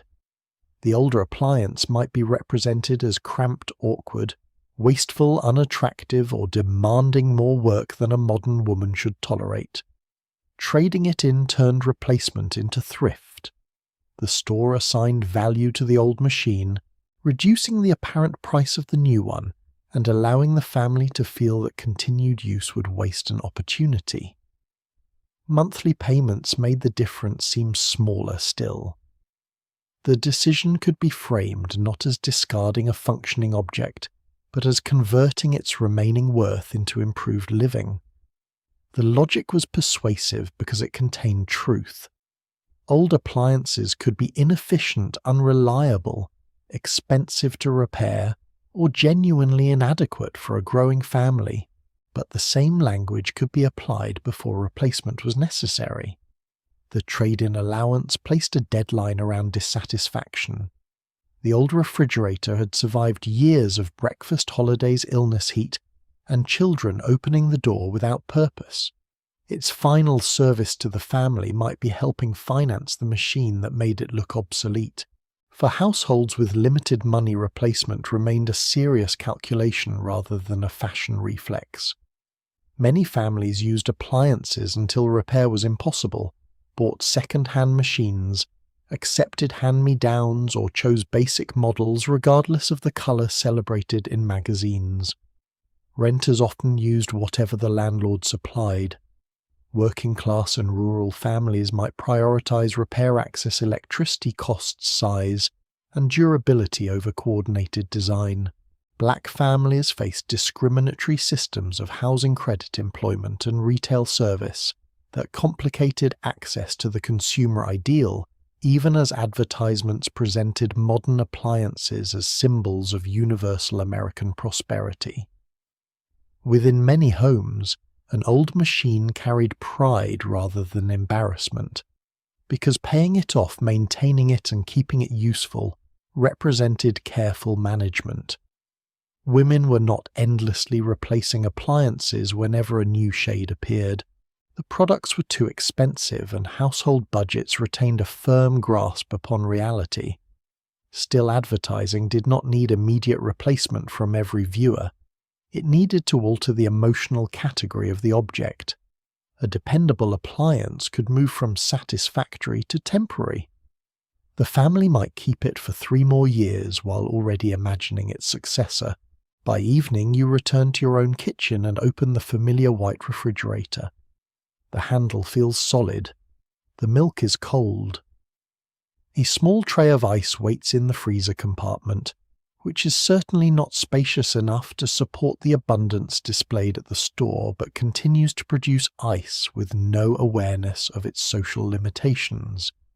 You run a cloth over the door and notice a scratch near the bottom, a slight discoloration around the handle, and the plainness that had never troubled you before. The new model remains in your mind not because the old one has failed, but because comparison has supplied a possible future. This is how an appliance could age overnight. Style placed time upon its surface. New features redefined convenience. Coordinated colours turned the kitchen into a set that could fall out of fashion all at once. The machine might last 15 years, but desire could be renewed much sooner. The refrigerator hums after the light goes off, continuing its work without resentment. It has no understanding of coral pink deluxe storage or the modern woman's duty to keep pace with product development. The family may replace it next month in 3 years, or only when the motor finally gives up. But the advertisement has already achieved something useful. It has separated physical life from commercial life. Mechanically, the appliance remains in the present. Commercially, it has entered the past. To bring the kitchen forward again, the family will need money, and manufacturers have prepared an answer for that problem too. The new machine does not have to be affordable today. It only has to be affordable 1 month at a time. The modern home could be purchased before the family could afford it, provided the future agreed to make regular payments. On a Saturday afternoon, you stand beside a pale blue washing machine, while a department store salesman explains that the important figure is not the full price printed on the card. The important figure is the amount due each month. He writes it on a pad, circles it, and places the total cost temporarily outside the conversation. Suddenly, the machine no longer represents several $100s, a sum large enough to stop the discussion before it begins. It represents a smaller amount repeated over time, a figure that might fit between the rent or mortgage, groceries, electricity, children's shoes, insurance, and whatever the automobile has recently decided to require. The monthly payment brings the appliance emotionally closer. You can imagine it in the laundry area by Tuesday, turning loads of clothes while the old wringer washer disappears through the trade-in entrance. The salesman speaks of convenience, durability, and manageable terms. Your husband studies the figures. You imagine the Monday wash. The machine stands quietly between you, already behaving like a household member whose meals will consist of money. Installment buying was not new to the 1950s. American retailers had long used payment plans to sell furniture, sewing machines, automobiles, appliances, and other durable goods that many families could not purchase with cash all at once.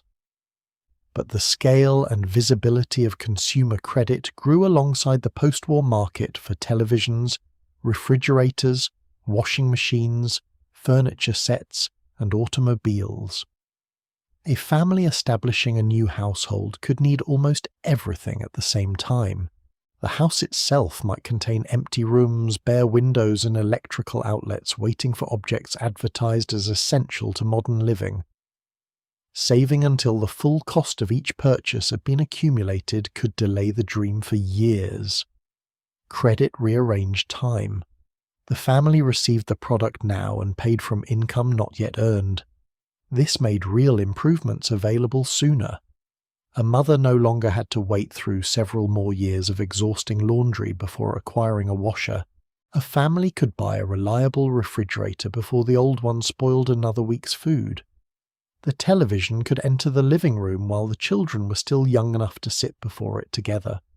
Credit made the future useful in the present. It also meant that part of the future had already been spent when it arrived. Retail advertising often made this exchange feel almost painless.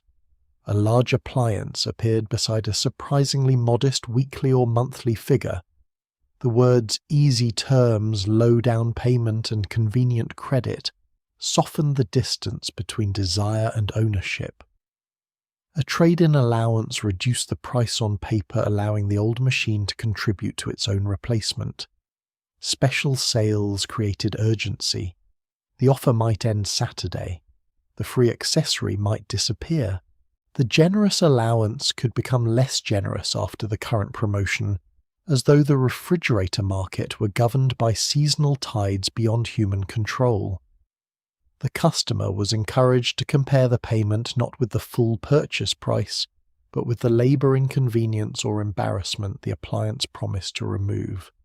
What was a few dollars a week compared with the hours at the wash tub? What was another monthly obligation compared with safer food storage or a kitchen that finally looked modern? The question contained real emotional force, because the inconvenience was experienced now, while the financial burden would be distributed across later months. Relief arrived by delivery truck. The bill travelled more quietly through the mail. At the kitchen table that evening, the purchase becomes arithmetic. The sales brochure lies near the sugar bowl. Your husband writes the household income at the top of a sheet of paper, while you list the existing obligations, the refrigerator payment, the furniture account, the automobile, perhaps a department store balance for clothing or household goods. None seems overwhelming alone. Together they occupy the month before it has begun. Credit transforms domestic budgeting because the household is no longer planning only for current needs. It must honour decisions made 6 months or a year earlier. A washing machine purchased during a confident spring continues requesting payment during an expensive winter. The television remains on the account after its novelty has softened into ordinary furniture. A pink refrigerator continues collecting installments, even if the preferred kitchen colour has moved on. The products are useful and present. The money is absent in advance. You calculate groceries around due dates, postpone one purchase, and hope the car does not produce a mechanical opinion. The modern home appears complete because several future pay envelopes have agreed to support the illusion. The government occasionally entered this private calculation.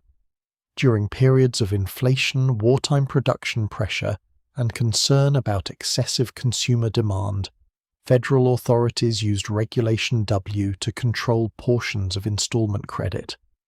In September 1950, after the Korean War began, the Federal Reserve restored rules governing credit offered for automobiles, appliances, furniture, radios, television sets, and other listed purchases.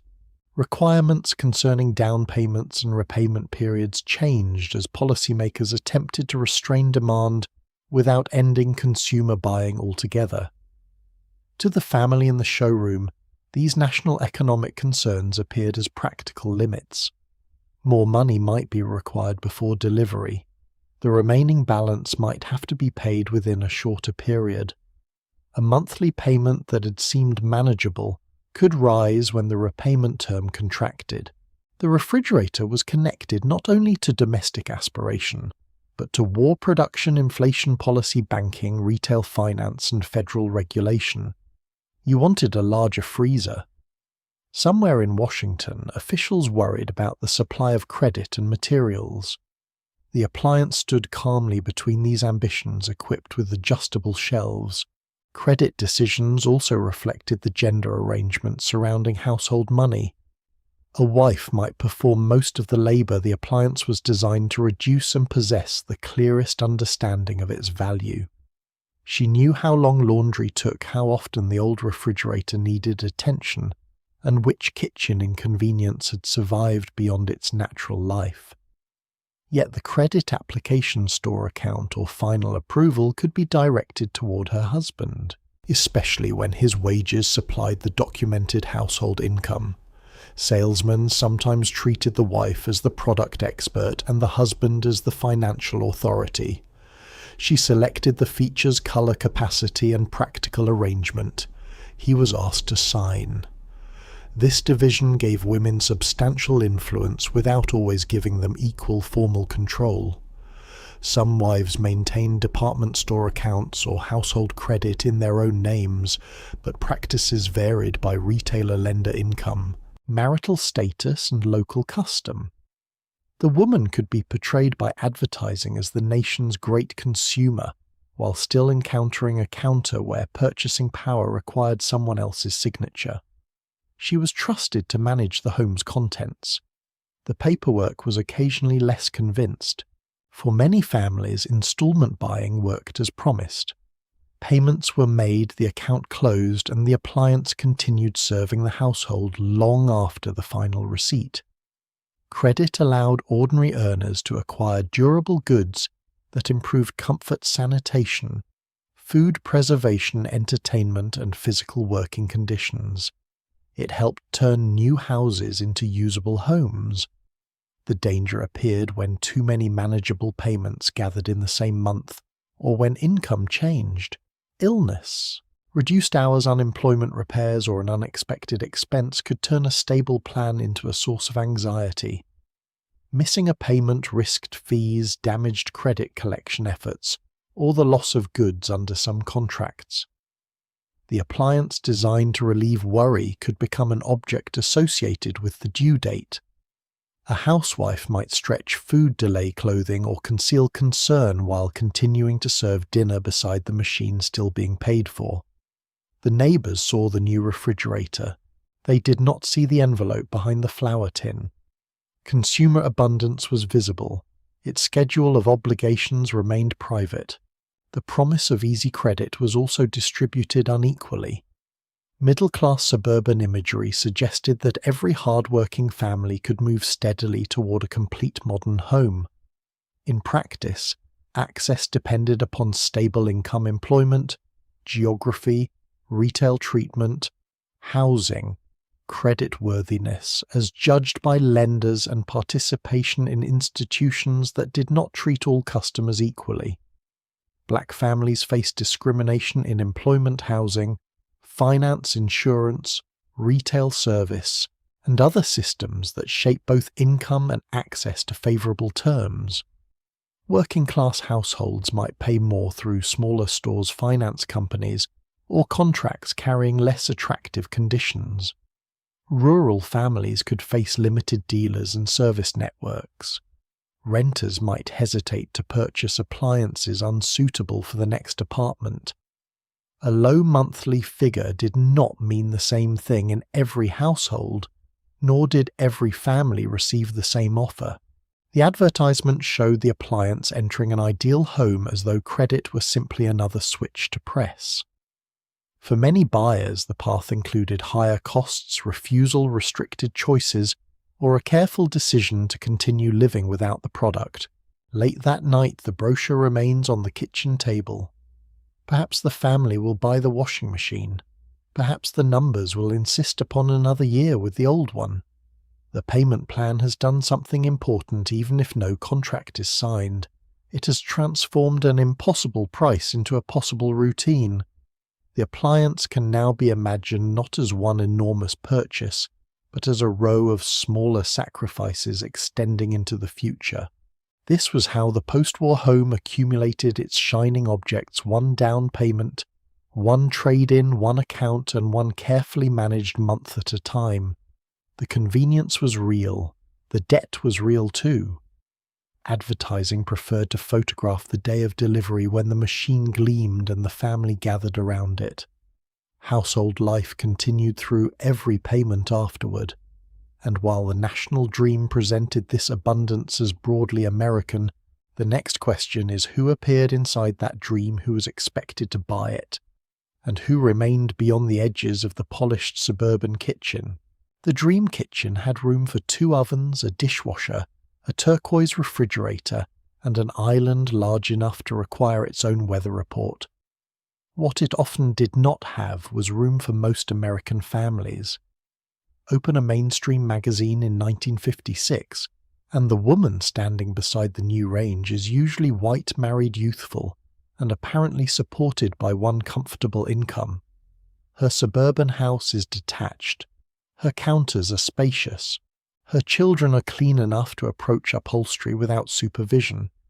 Nothing in the picture explains where the down payment came from, whether the neighborhood allowed every family to move there, or how a woman returning from paid work was expected to prepare the elaborate dinner arranged beneath the headline. The advertisement called this modern American living, but it had selected one household and enlarged it until it resembled the nation. Beyond the page were black families, working-class families, renters, rural households, immigrant communities, single mothers, multi-generational homes, and women whose kitchens contained fewer coordinated appliances but considerably more actual cooking. They were consumers too. They bought soap, coffee, furniture, clothing, food, radios, refrigerators, and school supplies. The commercial dream did not exclude them because they lacked desire.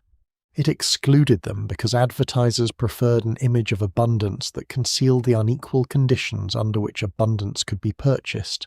Imagine a black woman arriving home in an American city after a day of paid work. It is nearly 6. She sets her handbag on a chair, changes shoes, checks the pot on the stove, and listens while a child explains a school problem from the doorway. Her kitchen may contain an electric refrigerator, a gas range, familiar branded packages, dishes saved over years, and a radio carrying the same national commercials heard in the suburbs. She knows the products. She compares prices, saves coupons, distrusts extravagant claims, and understands exactly which appliance would make the evening easier. But the smiling family in the advertisement rarely resembles hers. Mainstream companies were happy to accept black customers, while often failing to acknowledge them as ordinary members of the national audience. When black people did appear in older advertising, the images could be stereotyped servile, or designed to reassure white consumers rather than address black households with dignity.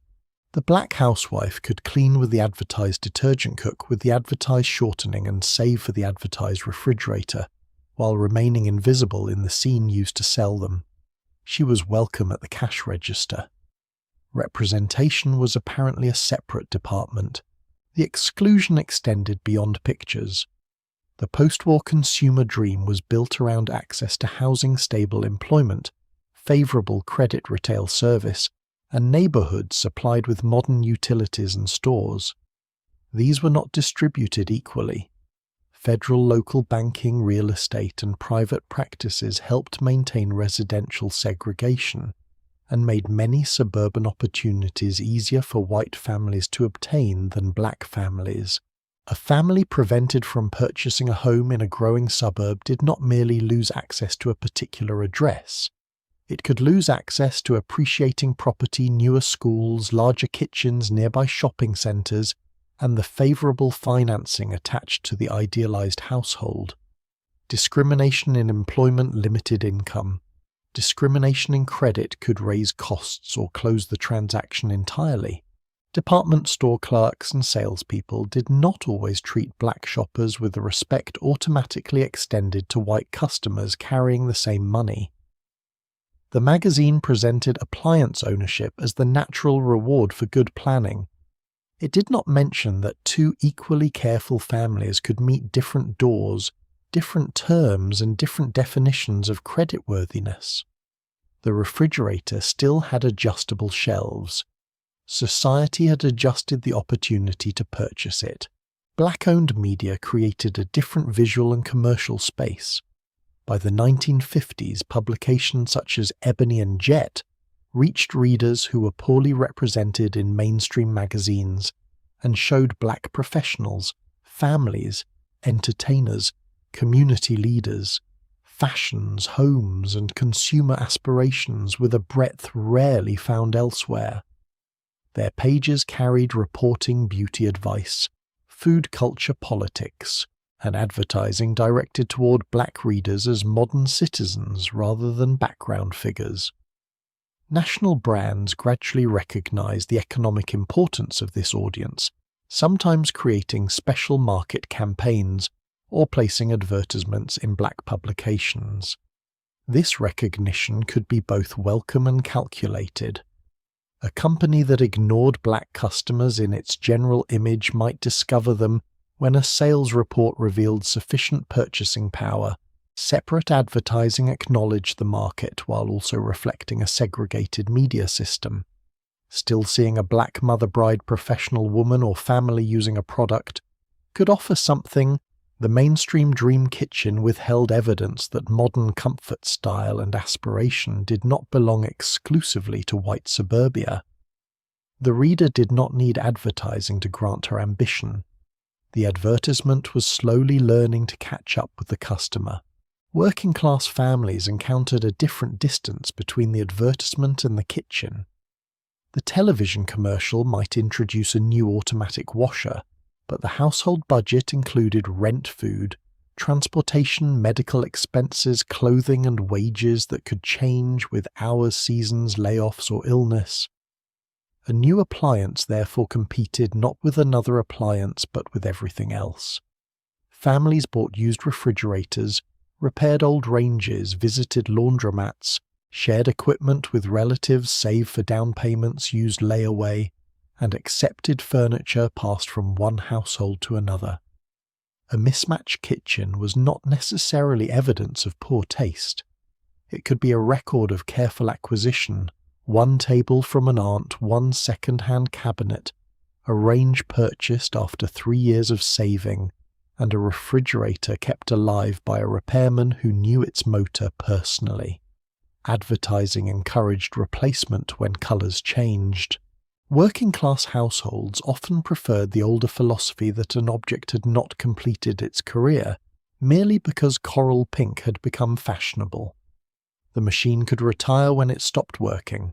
Until then, it remained a respected employee. Convenience also meant something different when the housewife held a paid job. The dominant domestic image assumed that she had the day available for cleaning, shopping, cooking, childcare, and product demonstrations that began after breakfast and ended before her husband returned.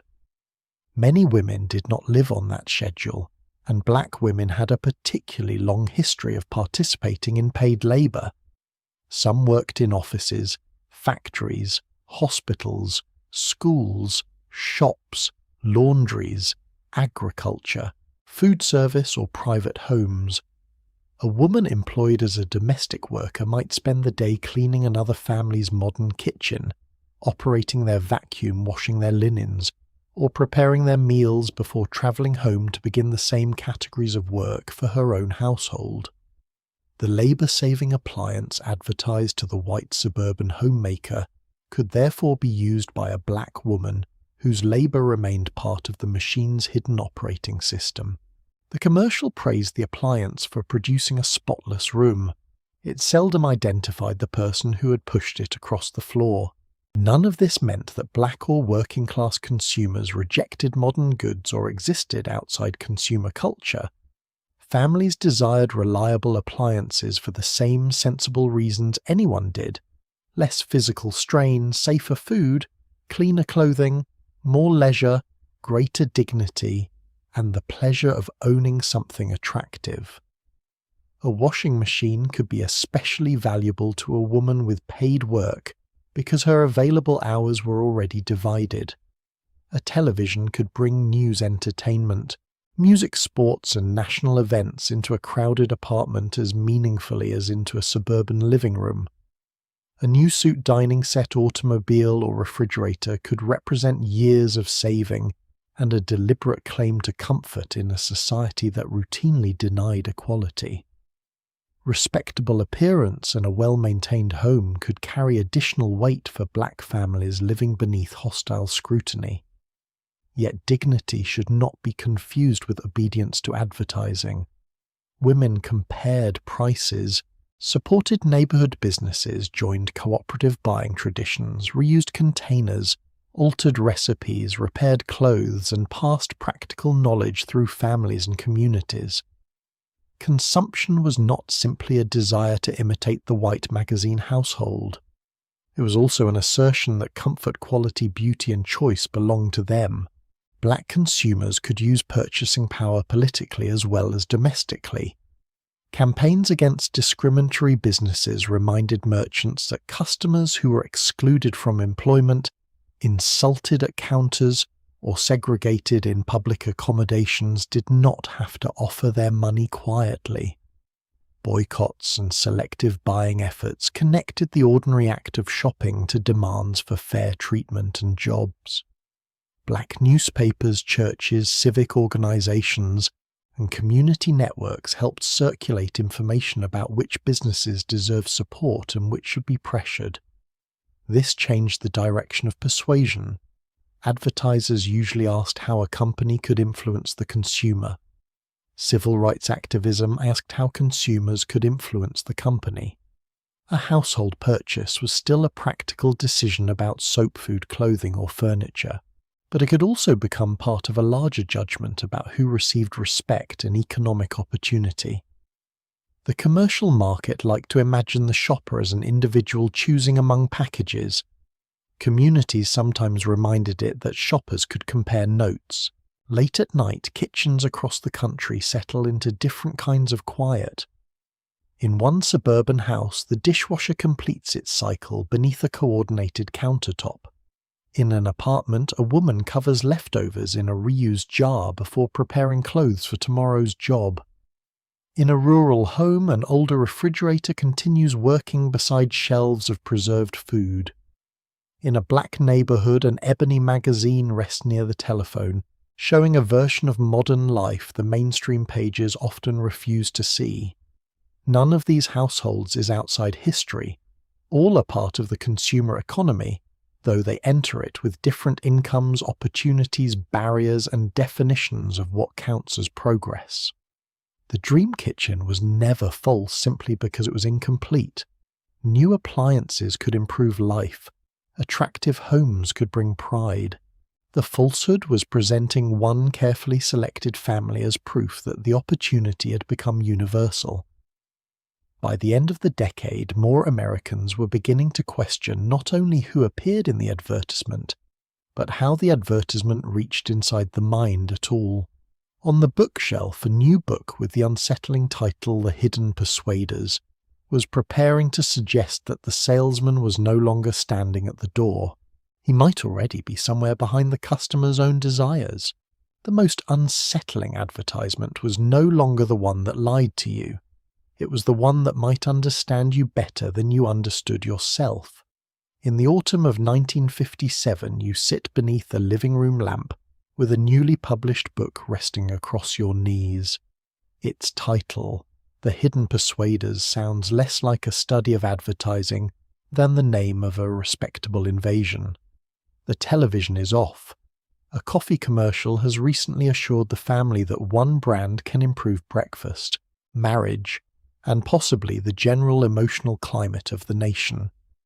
On the table lie a department store circular, 2 coupons, and a magazine containing a smiling woman who has solved fatigue with face cream. Until now, these messages may have seemed exaggerated, amusing, useful, or easy to ignore. The book suggests something more disturbing.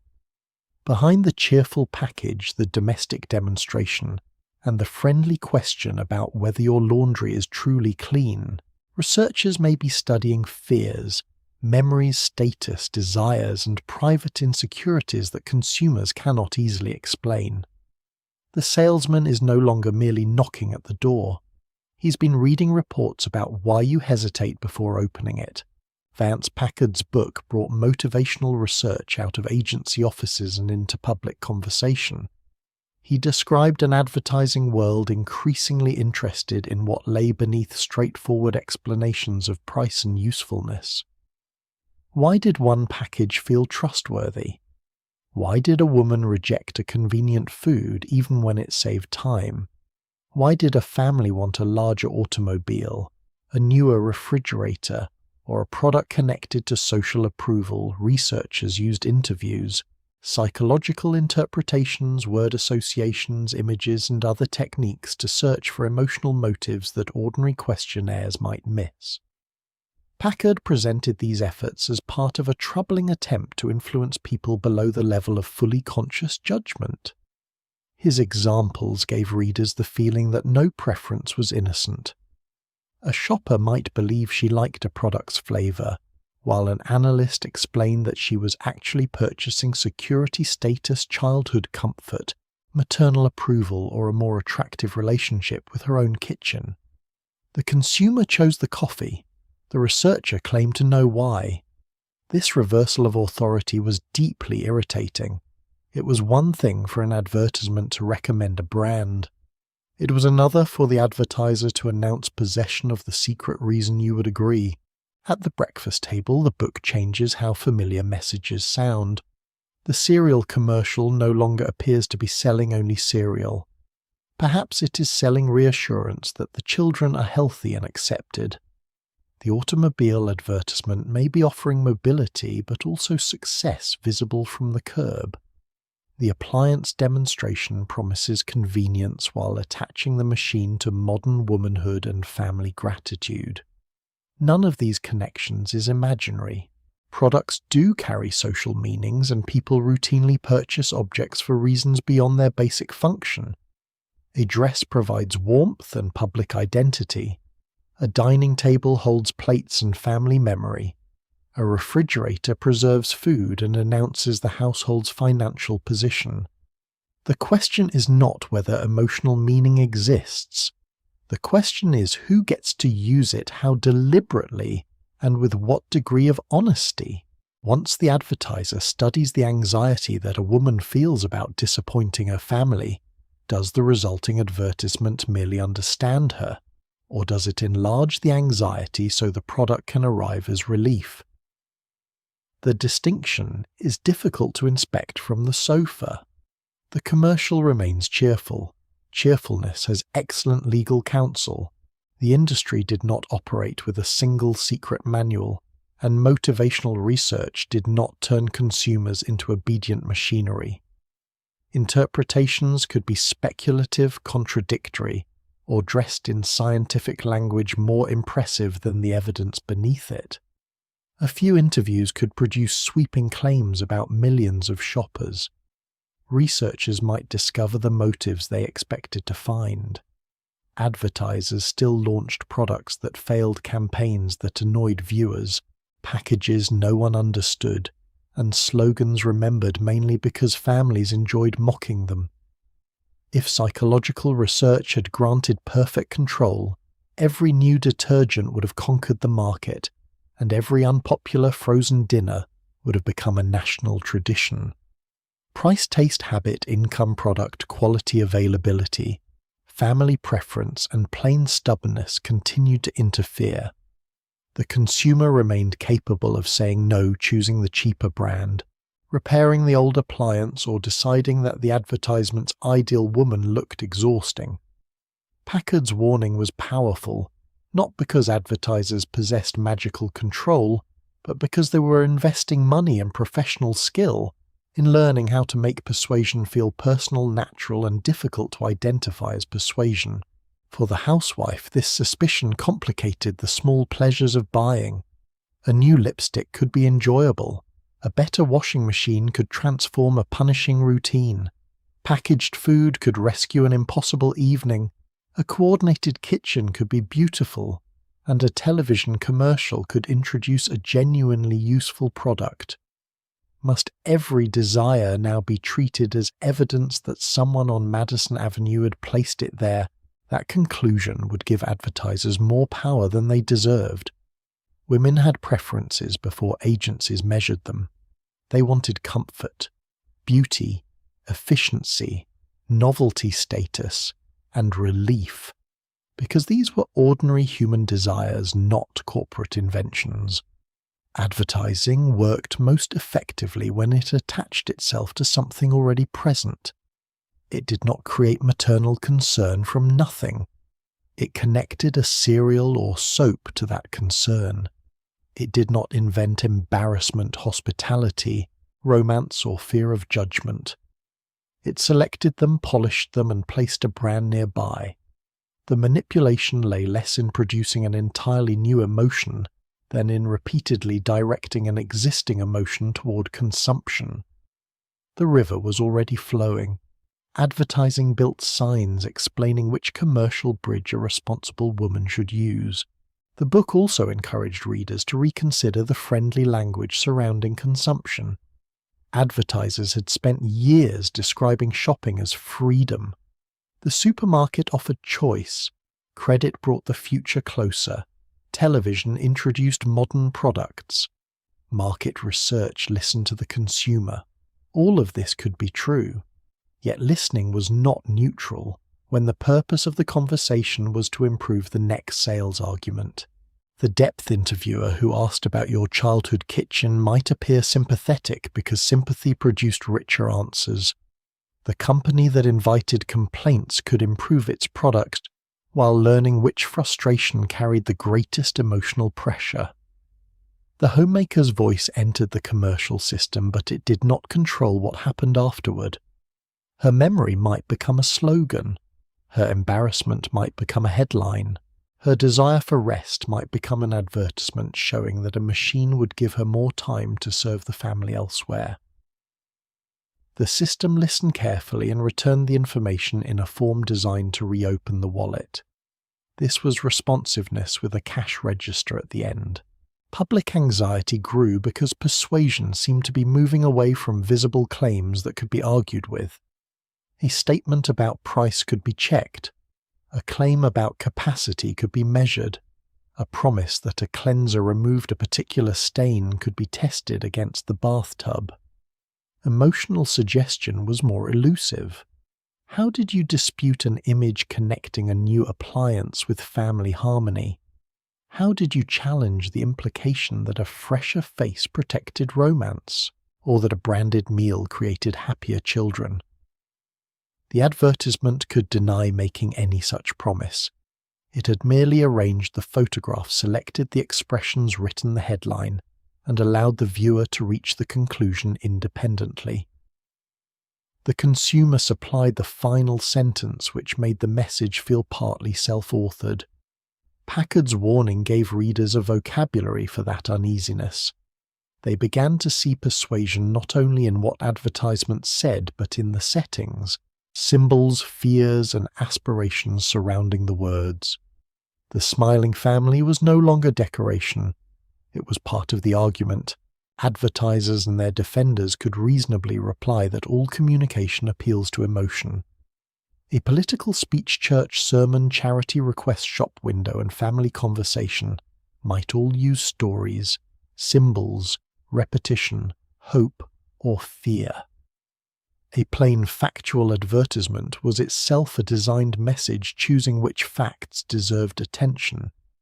The ethical problem was not solved simply by demanding that advertising become emotionless, an outcome unlikely to sell much besides filing cabinets. The deeper concern involved imbalance. The company possessed researchers' agencies, test audiences, broadcast time, national distribution, and repeated access to the home. The individual consumer possessed experience, skepticism, a household budget, and perhaps a child shouting the slogan from the next room. Persuasion was not irresistible, but it was organized. It could follow the shopper from magazine to radio, television, supermarket display package, coupon, and neighbor's sales party. Each message might be small. Together they created an atmosphere in which buying seemed less like an occasional act and more like the natural method for responding to discomfort. You close the book and look around the living room. The lamp sofa, television curtains, coffee table, and vacuumed carpet are useful objects, but they are also records of decisions shaped by price, taste, family need, fashion, memory, advertising, and chance. It would be impossible to separate every influence cleanly. You're neither a perfectly independent shopper nor a puppet with a grocery list. You're a person making choices inside a commercial environment designed to make certain choices easier to imagine than others. That may be the most unsettling conclusion of all. The hidden persuader is not a mysterious figure capable of commanding the mind. It is the patient accumulation of suggestions that teach a family what a successful home should contain, what a caring woman should notice, and what ordinary dissatisfaction ought to become next. Tomorrow, advertisements will continue. Some will be useful, some will be absurd, some will reach for a private fear while pretending merely to discuss floor wax. But now the reader has begun watching the watcher, and as the decade draws toward its end, the final question is not whether advertisers persuaded the housewife to buy everything. It is why the perfect home they sold her could never be allowed to feel complete. The commercial ends, the announcer's voice disappears, and the television picture contracts into a pale dot at the center of the screen. For a moment, the living room is quiet enough to hear the refrigerator begin another cycle in the kitchen. The magazine from breakfast still lies near the sugar bowl, now folded beneath a grocery list marked with several brands that did not appear there yesterday. On the counter sits a detergent sample. In the cupboard, a plastic container waits for the lid that belongs to it. The house looks comfortable. The floors are clean, dinner has been eaten, the children are upstairs, and the appliances continue performing the duties for which they were purchased. Yet commercial life has left the rooms slightly unfinished. The refrigerator is not the newest model. The television is smaller than the one in the department store window. The towels could be brighter. The kitchen might benefit from coordinated colours. A newer product could save time, improve flavour, preserve freshness, protect beauty, create harmony, or at least prevent civilization from being damaged by an insufficiently attractive toaster. The commercial has stopped speaking, but the comparison remains. This was the secret of the perfect home. It could be approached, photographed, demonstrated, financed, and admired. It could never be allowed to arrive. If the ideal home ever became complete, a large portion of the advertising problem would become complete with it. A family satisfied with its refrigerator furniture, cleaning routine meals, clothing and appearance, might continue buying necessities, but necessity alone could not support endless growth. Manufacturers needed replacement, experimentation, improvement, and expanded definitions of comfort. The older product, therefore, had to remain useful enough to establish trust and inadequate enough to invite succession. A detergent cleaned, but a new formula cleaned more deeply. A refrigerator preserved food, but the next one preserved it more conveniently, and in a colour that understood the curtains. A cake mix saved time, but another version promised greater softness, height flavour, or praise. The home became a moving target because the standard moved whenever the household approached it. Nothing needed to be entirely bad.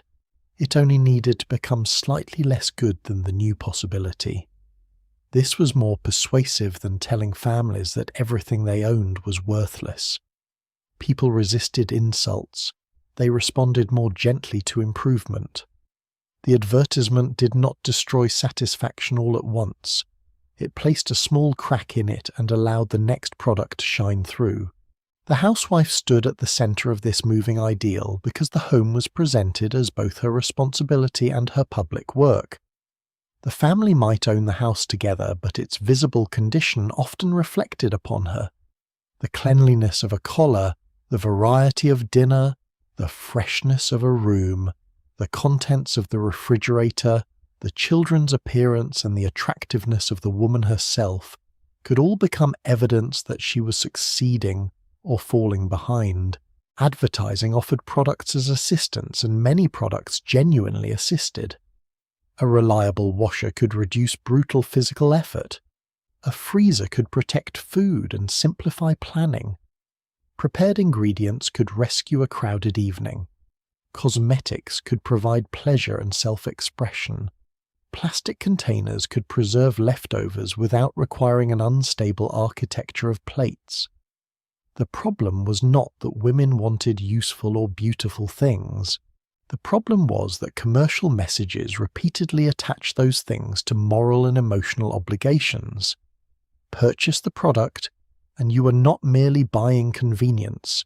You were protecting childhood, marriage, health, hospitality, modernity, and the families standing in a world that appeared to notice everything.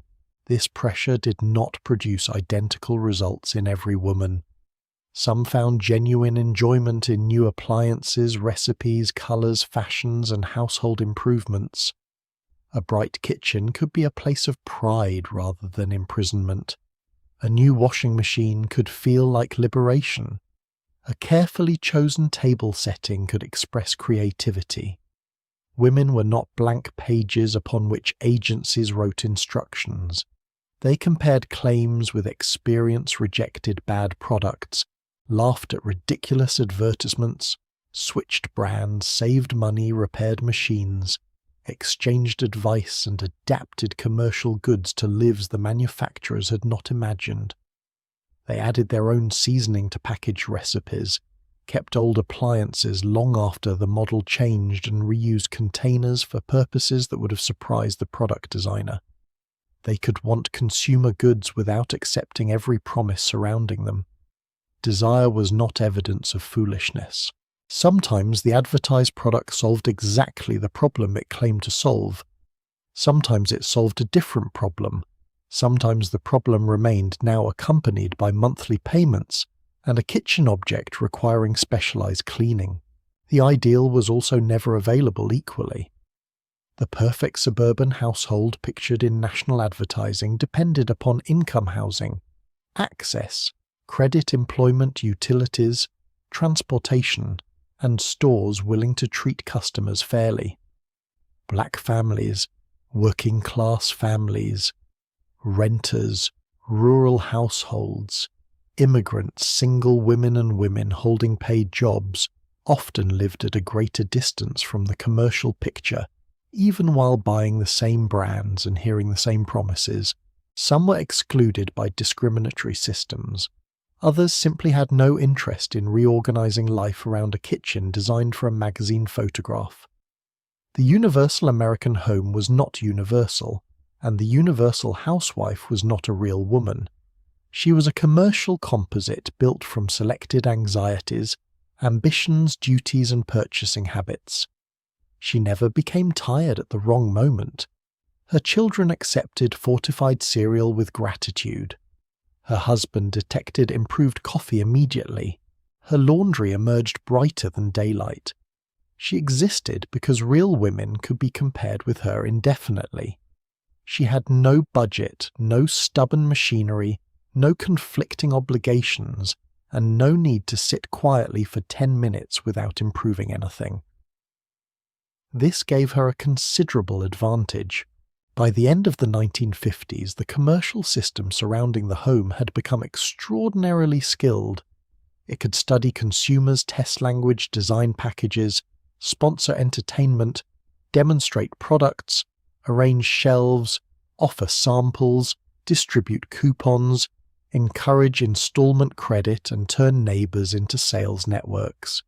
It learned to speak through experts, performers, husbands, children, hostesses, mascots, and the imagined opinion of people who might visit without warning. It sold fear when fear was useful pleasure, when pleasure worked better, and thrift when the shopper needed permission to spend.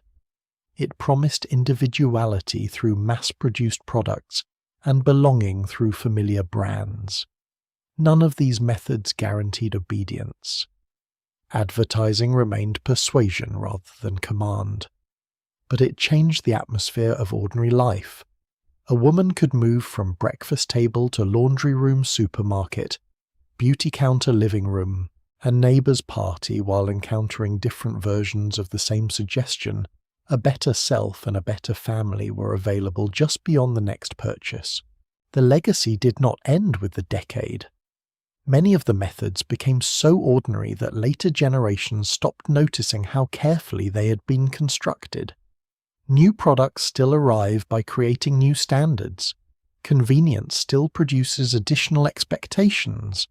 Technology still promises to save time that immediately becomes available for more work.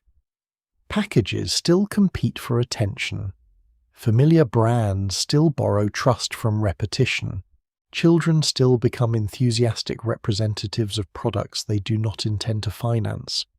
Households still acquire objects designed to organize other objects, followed eventually by objects designed to organize the organizers. The media have changed, the kitchens have changed, and the salesperson may now appear on a screen carried in the hand, rather than a television cabinet across the room.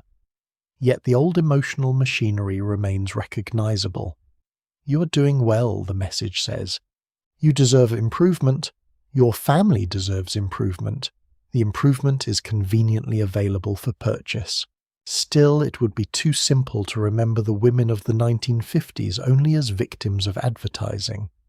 They were managers of scarce time, complex budgets, family preferences, social expectations, and material systems, expanding faster than anyone had been trained to understand. They learned new machines, tested new foods, navigated credit, maintained homes, raised children, held paid jobs, supported communities, and found private pleasures inside a commercial culture that often underestimated their intelligence while depending upon it. Their knowledge made the consumer economy function. They knew which product lasted, which recipe failed, which salesman exaggerated, and which labor-saving machine had quietly developed several hobbies. They were persuaded, but they also judged. They were targeted, but they also chose. They adapted the product's rejected parts of the ideal and built real homes out of objects that advertising had arranged into fantasies. Now the kitchen light goes off. The percolator has been washed and left beside the stove. The magazine closes upon its smiling family's spotless shirts, miraculous dinners and appliances standing beneath dramatic headlines. The refrigerator continues humming in the darkness, preserving tomorrow's breakfast without requiring applause. The house is not perfect. It never was. It contains worn furniture, unfinished tasks, old containers, mismatched dishes, useful machines, forgotten coupons, and people whose happiness cannot be measured by the brightness of a collar or the size of a freezer compartment. That incompleteness is not a failure. It is evidence that the home is being lived in rather than advertised. Let the department store showroom fade. Let the jingles move farther away. Let the polished woman in the television kitchen finish her demonstration without you. Nothing in this room needs to be upgraded tonight. The towels are sufficiently white. The leftovers are reasonably contained, and the toaster may continue serving the household without responsibility for its emotional stability. Sleep well.